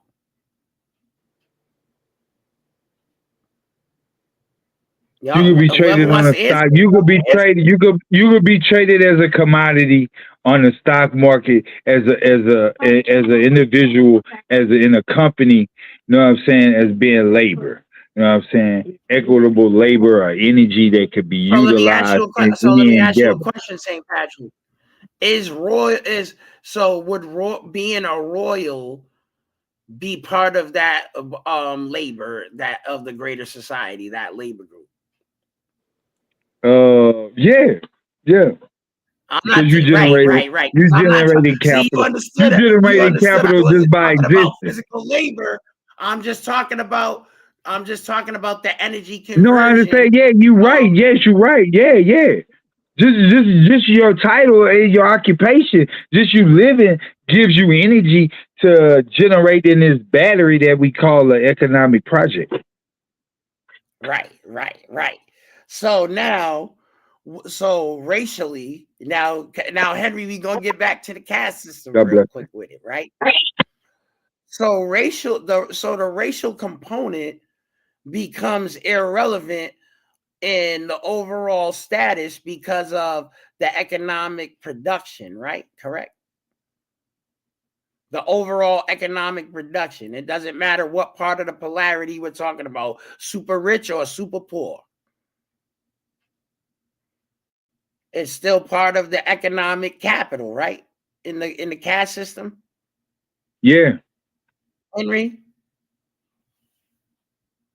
What you were saying, I was looking up something. Hello? So isn't it? So am I right? Am I wrong? In the caste system, the racial component becomes irrelevant when we're talking about the economic production of the transfer of physical energy into economic capital, such as currency. It doesn't matter what side of the polarity you're on, the extremely rich or the extremely poor or anybody in between, correct? Because we're all doing that energy conversion. Race can be used to manipulate the energy. Yeah, but is it still not an energy conversion at the end of the day? Yeah. Even with the race manipulation, it's still going to be an energy conversion. That's like saying black people can't make dollars. That doesn't make sense. Because the only thing that could possibly affect is the quantity of dollars you're making. It doesn't affect the fact that you can make the dollars. It doesn't affect the fact that you spend the dollar. As an individual, I could get up and cut grass. I could go and do the work. I could get it. You feel the race of my skin don't stop me from going get it. But when I go and get it, the person who got it, who got that money, could use race as a variable and say, hey, I can help my people didn't help you because you don't look like me. But that don't stop the Yeah, but it individual. doesn't. But see, hold on. But see, at the end of the day, to economic conversion, the energy conversion, it doesn't matter. Because the energy conversion is still going to be the same. You're exchanging time for money. Am I right or am I wrong? You're still exchanging time for money. Let's check that out. Let's check this out. Let's do this. I give each one of y'all $100, right? I say, hey Henry, you can take that $100, do whatever you want, but I need that $100 back. I say the same thing with Amor. I say, Amor, take my $100, go flip it, however you want, right? You say, well, look, I'm gonna take this money and I'm gonna get some gas for my lawnmowers and I'm gonna cut grass. I'm gonna say, hey, I'm gonna take this money and I'm gonna invest it in the stock market on Henry Black ass, right? I ain't gonna cut not one grass, right? But I'm gonna invest in his company, and his company gonna make money, right? So you go cut the grass, Henry, right? You get my money, you bring it back. He come back, he say, yeah, I made money off of Henry. And you looking at Henry like, you looking at him like, how you made money off of me? He say, yeah, remember them lawnmowers that you bought, right? That was the same company I invested. You bought 2 extra lawnmowers this year, which made me even more of a profit. You know what I mean? So that's how you look at it. You look at it from capital. But can I invest in a slave without actually owning a slave? Yes, you can. It's called the prison industrial complex. Get y'all some slaves. You know what I mean? Hey, Invest not only in that, them. St. Patrick, let's make it real for the common people. You can go on the stock market right now and invest in Amazon, right? Yes, never ship a package. Guess what? Never own a warehouse. Guess what? Amazon employs all races of people. So we're investing in all of their racially diverse asses when we put our money on Amazon stock. Yeah, I seen an Amazon little Chinese guy deliver a package today to my house. Right. See, you see what I'm saying right there. Jeff Bezos, he white like pasty white. You know what I mean? Hey, the listen. And the shareholders of Amazon as a gang of people. Hold up. So that little Chinese dude who brought the package to your house, didn't he just cause your stock option to go up? To pay a dividend? Bing. Now what Iran is doing ain't really helping out that well. They blowing up Amazon little accounts, you know what I'm saying? They ain't gonna make no money for Amazon. You know, the packages ain't gonna get delivered. Hey, listen. But other than that, they're making money. Patrick. Listen, if they don't want the convenience of packages being delivered to their doorstep in 48 hours, who are we to stop them? If that's how you want to be living, then who are we to stop you? You know what I'm saying? You know I don't think Amazon actually.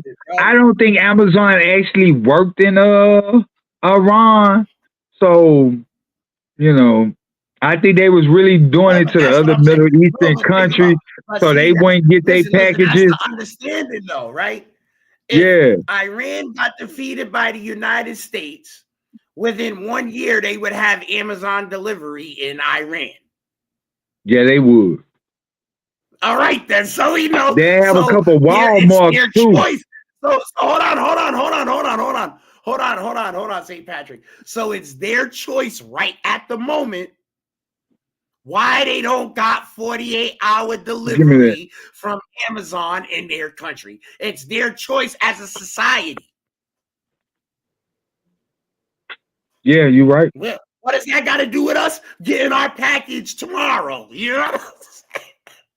Or you getting your package today? You know what I'm saying? I don't think they get no package no time soon. Listen. And then this goes into us as Americans. See how it's a collective experience when we bringing it to Amazon. Now it's a multicultural experience. It ain't got nothing to do with race, but it's purely American. You know what I'm saying? Wally World, man. I could order something on Amazon right now, and have the John come to my house on Tuesday morning. You know what I mean? Whether I'm black, white, Spanish, Asian, it don't matter.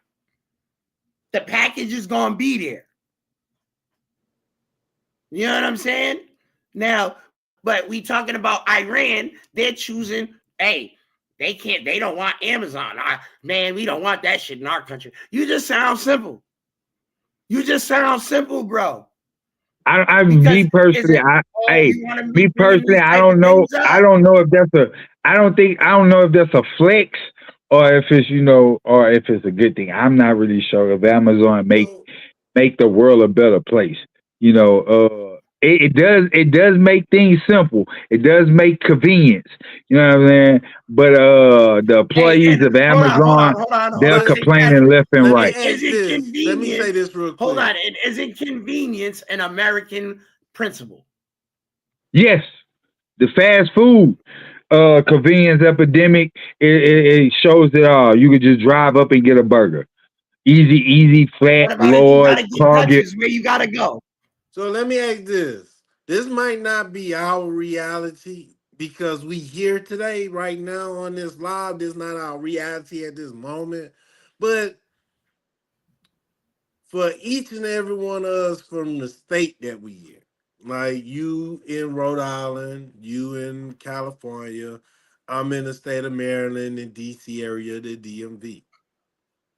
Knowing by the area that y'all live in, the prison and the jail system, do they have racism simmering in that world? Example, you have people who in a gang that majority black against a majority Latino gang. It's just a hatred between Latinos and black in the prison system, or different races, vice versa, Aryan Brotherhood, so forth and so on. Henry, they're not gonna like my answer to this, but it's the truth, right? Because you're completely right, but is what's gonna hurt people's feelings out here, right? Because it's the truth. It's self-induced. Because prison and its structure is not designed like that. It's the inmates themselves who self-negotiate that. But just like the military, right? The prison and the military industrial complex is paralleled, right? So it's the same. But even so, for an individual who walk in there, an individual like, okay, if I walk in there and I'm like, hey, I'm cool with everybody, and then I just started about to go walk up to a Latino guy that I seen on the street. Like, hey, I met you at the bus stop one day, but he hanging around a lot of Latinos, and I'm just me. I don't care what race he is. And then somebody like, hey, you don't want to go over there to that group. So this is the reality. Some people. So I mainly see it on Hollywood, like we were saying Hollywood earlier and stuff. So is that something that go on in LA? Do LA have a brown and black problem? Bro, man, they do have a major brown and black problem out here, and it's ridiculous. The brown and black population, you know what I'm saying, is at war technically in the streets. The gangs are dividing the neighborhoods. The police has no control over it.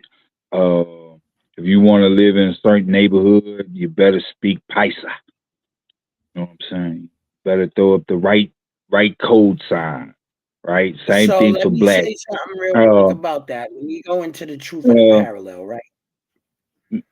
We got to understand about self-induced, right? We got to define that self-induced, right?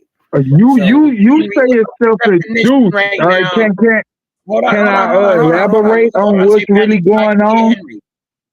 Now I'm gonna let you finish what you're saying, but I need Henry to get some pull something up for what I'm gonna say. So Henry, pull up the definition of self-induced. And now go ahead, St. Patrick, finish what you were saying. All right, there is right. I see it. You know what I'm saying? It's broad as daylight. You can't live in certain neighborhoods or certain communities of fear of being killed because of your skin color. You know what I'm saying? Yes, it is a problem in the prisons from what I've heard from coworkers who've been in jail, incarcerated, to people who I've met outside of jail and been incarcerated, how they are segregated by races. Yes, it is self-induced because of ignorance, right? You can vibe and move around and do whatever you want, but it's encouraged in those environments that you don't. You know what I'm saying? That you stay according to the racial and ethnic guidelines, so you won't get killed or you won't get, you know, distinguished. Remember, some Latinos could pass for blacks and some blacks could pass for Latinos. So you don't really know. So you stay in your lane, you stay in your crowd of people. You know, is it cool? You know, I don't think so. I think you fucking limited yourself, you know, when you do dumb shit like that. You know what I'm saying? Uh, See, because you you have an know, but expansive mindset, St. Patrick. You you have an know, expansive mindset. yeah, because I look at it like this. I don't really care what color you call yourself. I look at your character. You know what I'm saying? How you treat me. Because I got white friends, Latino friends, I got Asian friends, I got friends of all nationalities, I got family members of all nationalities, I got group members of all ethnicities, and I really don't care about nonsense. You know what I'm saying? I try to find root causes of the problems and solve them, and not keep on perpetuating them. You know what I'm All saying? To right, try to, now, Henry. All right, now, let me get into this point. Right, uh, Henry brought out the definition: self-induced, brought about by oneself. Right. So, Self-induced. so therefore, if it's brought upon yourself, that was an individual decision. Now let's go back to what Henry was saying in St. Patrick about the racial divisions in the jails, in the prisons, and societal aspect, right? And when I say it's self-induced, it has to do with a mantra. A mantra is a phrase or a mission statement, right? That it causes an emotion or an action. Now, understanding this mantra is the key to why it's self-induced. Henry, you said you said half of the mantra already. You said you went into the prison and you was cool with everybody. So the only appropriate balance for that structure, which is the way that the prison structure is set up, the American societal structure is set up. Remember, I'm not talking about politics. I'm talking about the foundational beams and the foundational bricks of the building. I'm not talking about the walls that filled in the spot. I'm not talking about the flooring. I'm not talking about if you got tiles or wood panels. I'm not talking about none of that. I'm talking about only the foundation and the structure of the building, right? We're talking about the laws and we're talking about the execution in its truth, not in what political people in power who are corrupted the system with. So understand me. So in the mantra, I'm cool with that's acceptable to that is everybody is cool with me.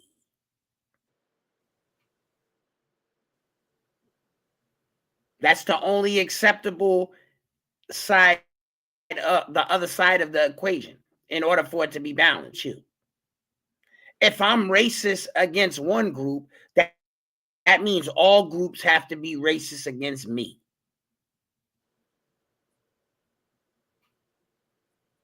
It's self-induced mentality, because everybody else who's not reflecting that appropriateness of the mantra, I'm friends with everybody, I'm cool with everybody. So everybody who's not reflecting that, they themselves are self-inducing the racism applications and the discriminatory practices against them in truth. Now, I'm not saying this is how it works realistically, because I've already mentioned that people use corruption and they use their positions out of context in the way of how they're supposed to be leveraging the power. But that is the individual who's in the power seat doing that. Donald Trump bombed Iran, but America as a whole is responsible to fight the war. Is it making sense? You muted. Right. Right. I get you.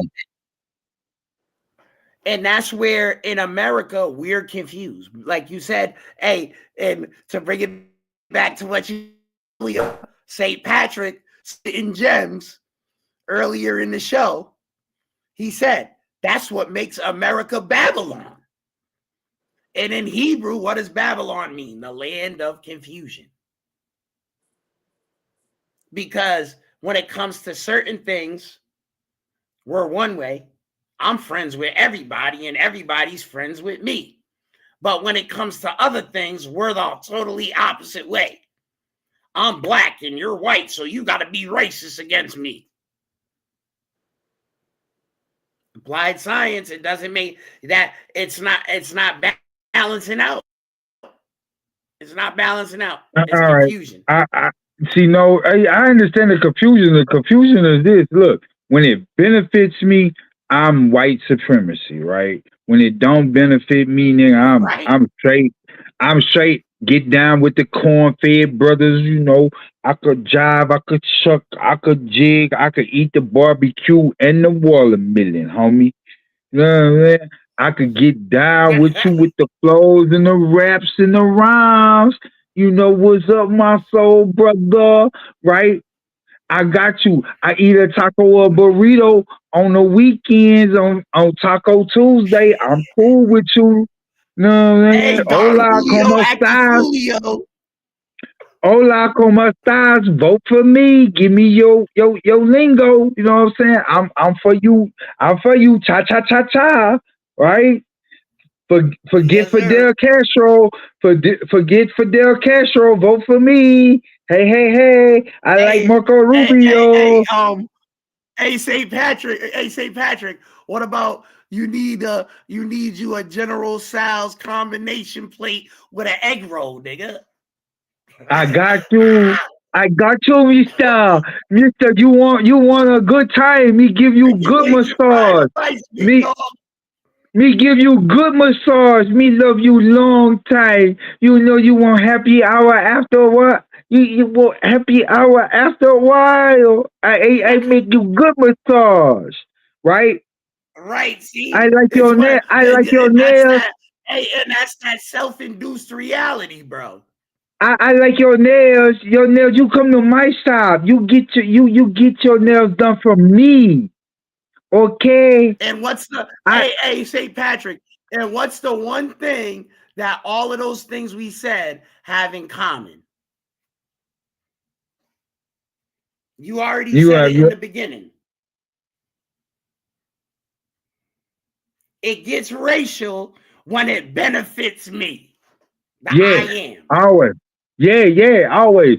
So that's what we look at it like this. Here it is. We in America, we gonna all complain about oil, right? Donald Trump saying, "Hey man, y'all want the oil to go down? Y'all gonna have to give me a couple of y'all kids, and we're gonna have to go over there and get these niggas to do right, right? I'm pimp slap them. You know what I'm saying? We're gonna have, but I need a couple of y'all kids. You have to put the belt to ass out here. Look. I need a couple of y'all kids. I need a couple of y'all YNs to go over here. I need a couple of you Asian sisters to send me a couple of y'all karate chopping sons to come over here to beat up on some Iranians, right? You black brothers that's in the ghetto shooting each other, y'all gonna have to put down the guns for a little while. Instead of shooting the guy from the north side or the south side, you have to go over here to the south side of Iran and do some drive-bys on them. All right? That's what I need right now from y'all. All right? Now, you white boys, I know y'all smart. Y'all been playing them video games. Y'all could fly a couple drones now. Y'all gonna have the good jobs. Y'all ain't gonna have to beat the feet no more. Y'all gonna be over here flying drones, right? They gonna look like high-tech aircrafts. You feel me? Just drop some bombs on some kids you see them running around the street, just hit them. Just know they got bombs on them, okay? That's what we do. Don't look at them like they your kids or your neighbor kids. These are Iranian Now kids. hey, listen, St. Patrick, you know what the mission is. What they gonna say? Listen, don't let them get to the oil field. That's it. Don't let them. That's it. They can go anywhere, but don't let them come next to the oil field. Don't let them get to the oil field. Don't. Can food trigger someone's mind to tell the person race of who made the food? Yes. Of course. Like I'm gonna give a little example. If you got a bowl over there and they got mashed potatoes with raisins in it, who would you think made that egg salad? My daughter Monty. Oh, she raisin in her potato salad. And she raisins and everything. See, can't tell that. See, anybody can eat that. See. Okay, now let me come up with another reality check though. Like, hold on, Henry. Because you thought I was gonna say Caucasian, right? You thought I was gonna say Caucasian, right? Put the raisins in the salad. The salad. Hey, you just destroyed that number. Gotta go. Because hold on. We can go to an easier example. If it's a bowl full of fried rice, who are you assuming made that fried rice? Somebody from Louisiana. Yeah. Hey, what about y'all Chinese people folks? from look. I can tell this. Look, we can I'm tell from the South. We love fried rice.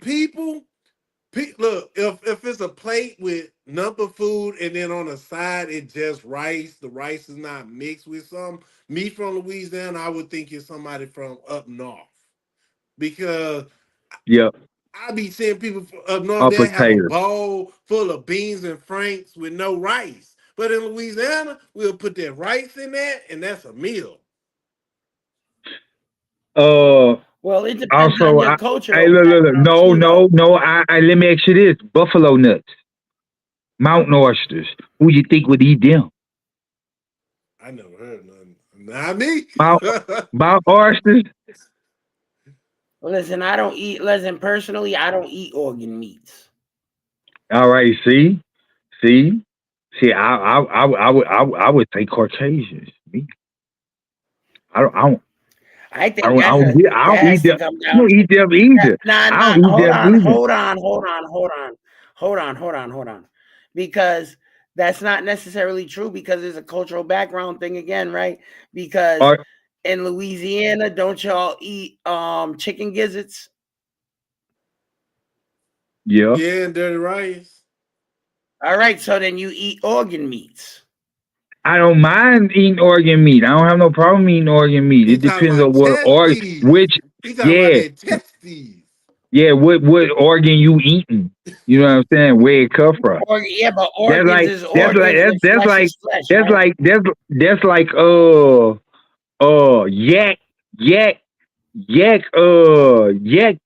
peck. You know what I'm saying? Yak peck. I don't eat yak peck. You know what I mean? I don't want nothing to come out from a yak underbelly, you know what I'm saying, and stick out and make more yaks. You know what I'm saying? They ain't never been my cup of tea, you know what I'm saying? You know what I'm saying?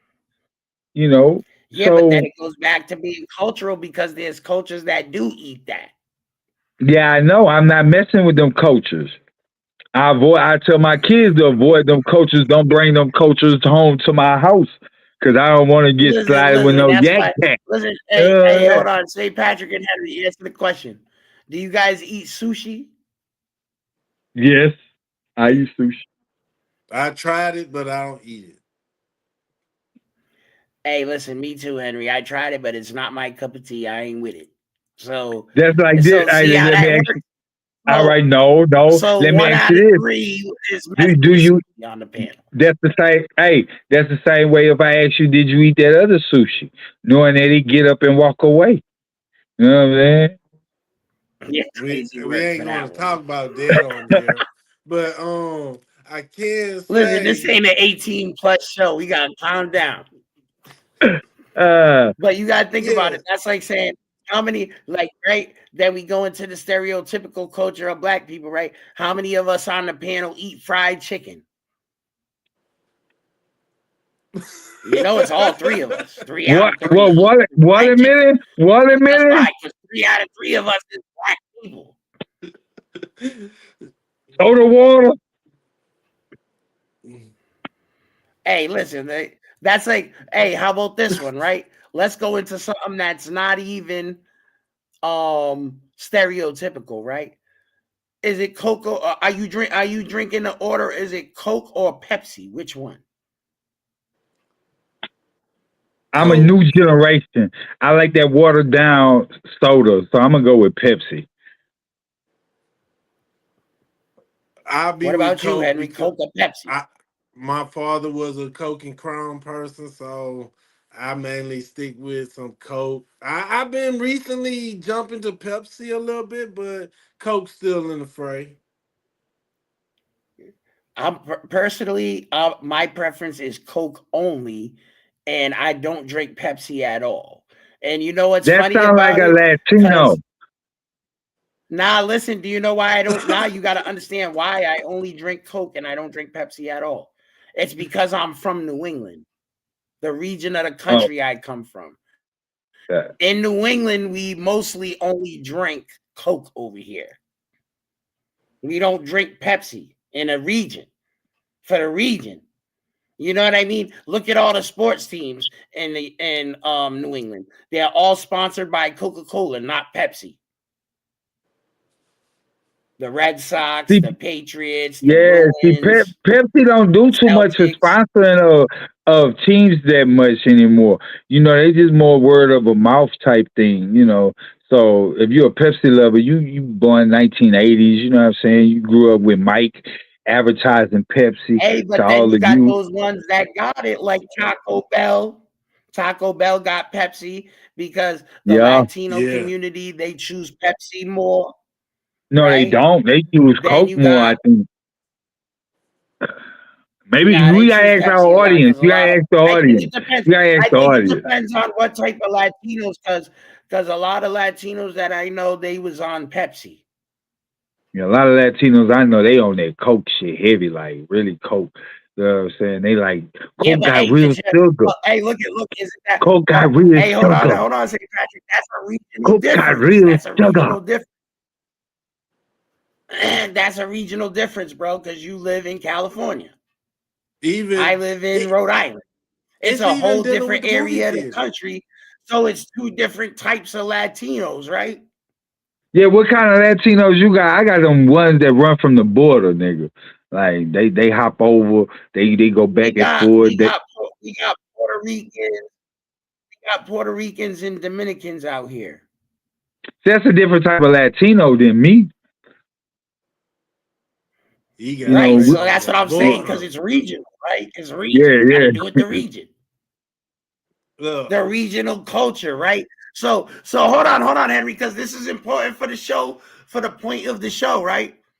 Because what we just showed right here using the soda analogy is that Latinos from where St. Patrick is at and Latinos from where I'm at is not the same Latinos.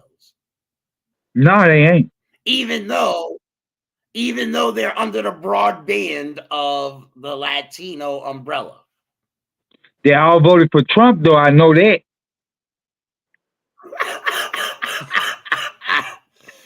You're wild. okay. I think they figured out that was the wrong move. I wanna I want I wanna thank y'all again for a wonderful show. We passed the 2 hour mark again. That means the topic was lovely. Sorry for the people who came on at the beginning with the all that craziness, but we got it right. We got it right. I came on. We conquered. We had another successful night. The topic was good. We talked about a lot. Separated a lot of misnomers, misunderstanding, thoughts. You feel open. We didn't sit here and trying to destroy each other to get a basic understanding. I'm hoping for future when we touch on this Hey, and I topic. want to make sure that people know too, Henry, that we tried to get some diversity on the panel, some diverse perspectives, but them diverse perspectives shied away from the limelight and their opportunity to express themselves and be represented and be counted amongst the many of the American races. You know what I'm saying? And that in itself shows a lack of patriotism, if you ask me. Because if you're not willing to stand up for your principles, then what principles really do you stand on? Man, let that None. man be, man. He was scared to come on the camera to talk about it. Let that man be. I'm just playing. I'm just playing. Whoever it Hey, listen, was, I'm saying in look, general, it could be a I'm saying it female. in I'm just general. playing. Listen, Yeah. I'm saying it in general because the reality of what St. Patrick said in his anecdote in the beginning is the truth of their insecurity when it comes to these other races and having to portray themselves in their true aura of themselves. And they have that insecurity. You know what I'm saying? And we, as Black people, we don't have that insecurity because in our lifetimes and in our history, we have had no choice but to express that form. That's why is it when the Latinos started getting assaulted and degraded and by ICE, who was the first people they called? They didn't even call the Caucasians. They They should called have us. called him. They should have called Trump, Black man. people, you They gonna should let have. them They be should have called racist that to us like that? that orange boy and asked that orange boy, "What you doing? You know we voted for you. You know we like you. You know we didn't vote for that nigga. You know we love you, Listen, Trump." hold on, St. Patrick. But when the shit hit the fan with ICE, they didn't come out here crying for no Caucasian help. Who was the first ones they came out speaking on? Black people, look at them being racist to us. You gotta help us. You I gotta ain't see do. him They being didn't even say you racist, gotta help us. They said them people was talking about we gotta do something.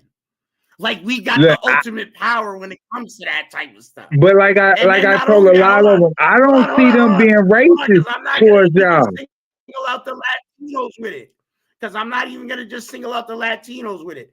When them Asians was getting racial, when them with it too, who did they cry to when the racism started hitting them, spilling on them? Oh, Black people, you're gonna let them be racist to us like that?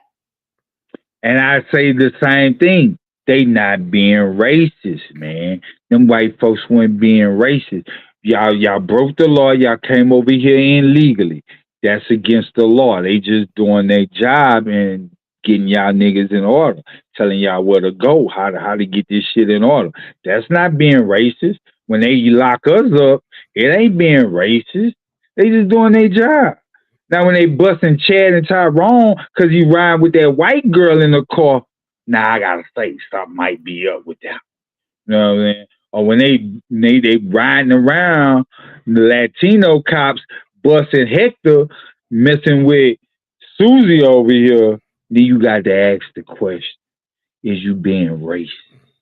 You know what I'm saying? But if y'all ain't doing that and y'all just doing your job, picking them up and throwing them in jail and shipping them to ICE facilities so they could work for cheap labor, y'all just doing the American way. You know what I'm saying?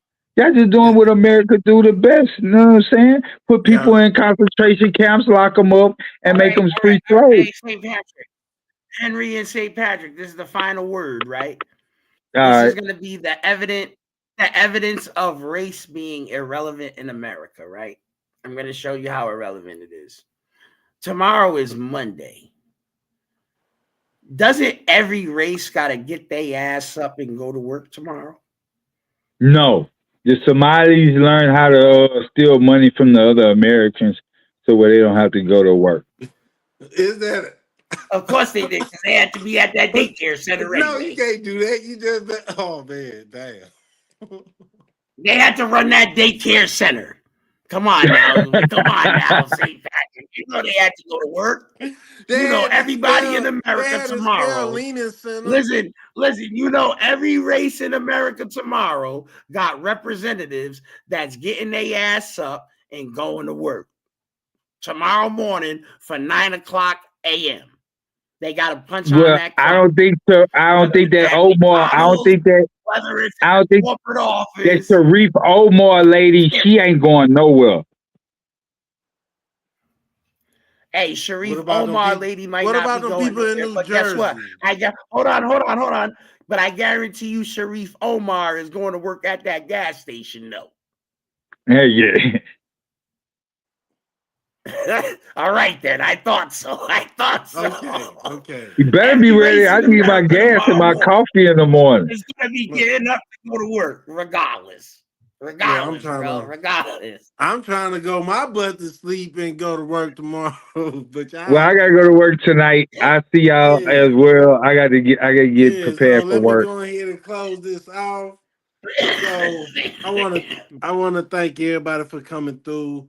I'm your host, Henry. You was in tune with co-host Shin JML, and also our special analyst, our special reporter, liaison, St. Patrick William. We out here. We dropped the divine show about the division here in America.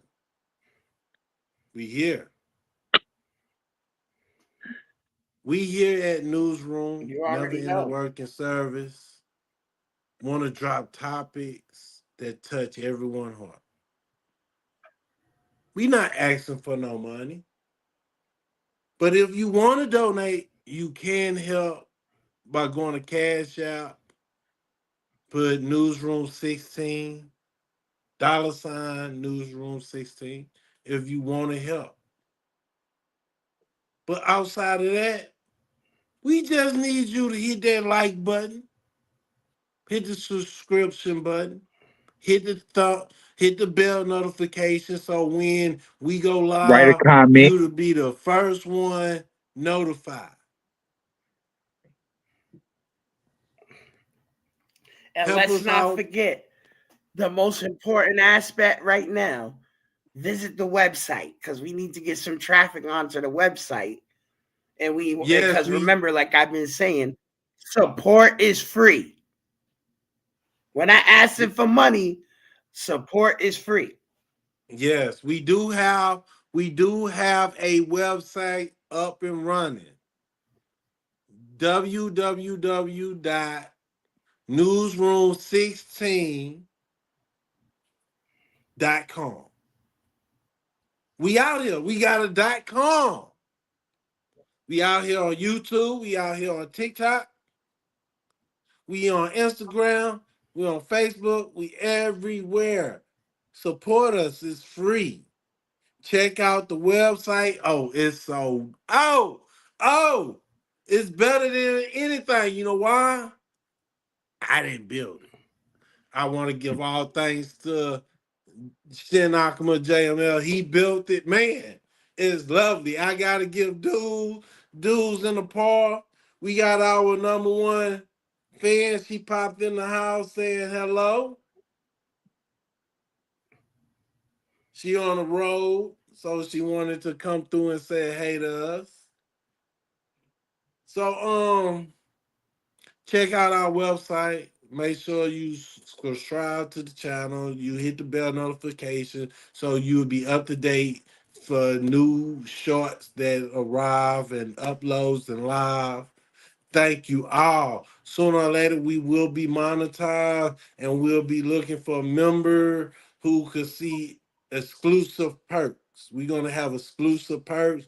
We're going to soon be getting merch. We're going to be working as a corporation, getting everything together to make sure that we have a solid foundation. That if we need to pay the internet, need to pay the bill, we pay the bill. If we need to pay the bill, we pay the bill, y'all. You understand me?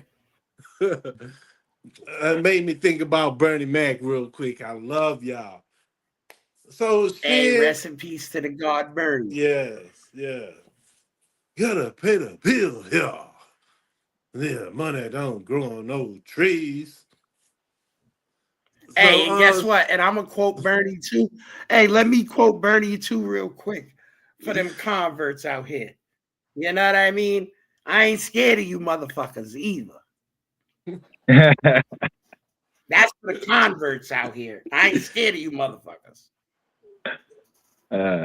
Okay, say you have anything to say to the show and Man, guests? peace, love, and monkey grease to everybody out there. Yes. So Shin, go ahead, drop it off. Hey, you already know, folks. Positive vibes bring positive results. Positive results means you're accomplishing your goals. Just because you go through a negative circumstance, don't mean you can't have a positive outcome.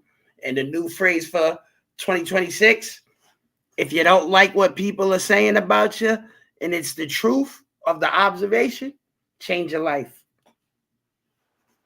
Yeah, don't sit there and see what we do. Don't just see it. Do what we do. You feel? And what that means is strive for success. That's all we ask. Strive for success and never end the work and service. And have a good night. Peace and blessings. And catch you next time. Peace.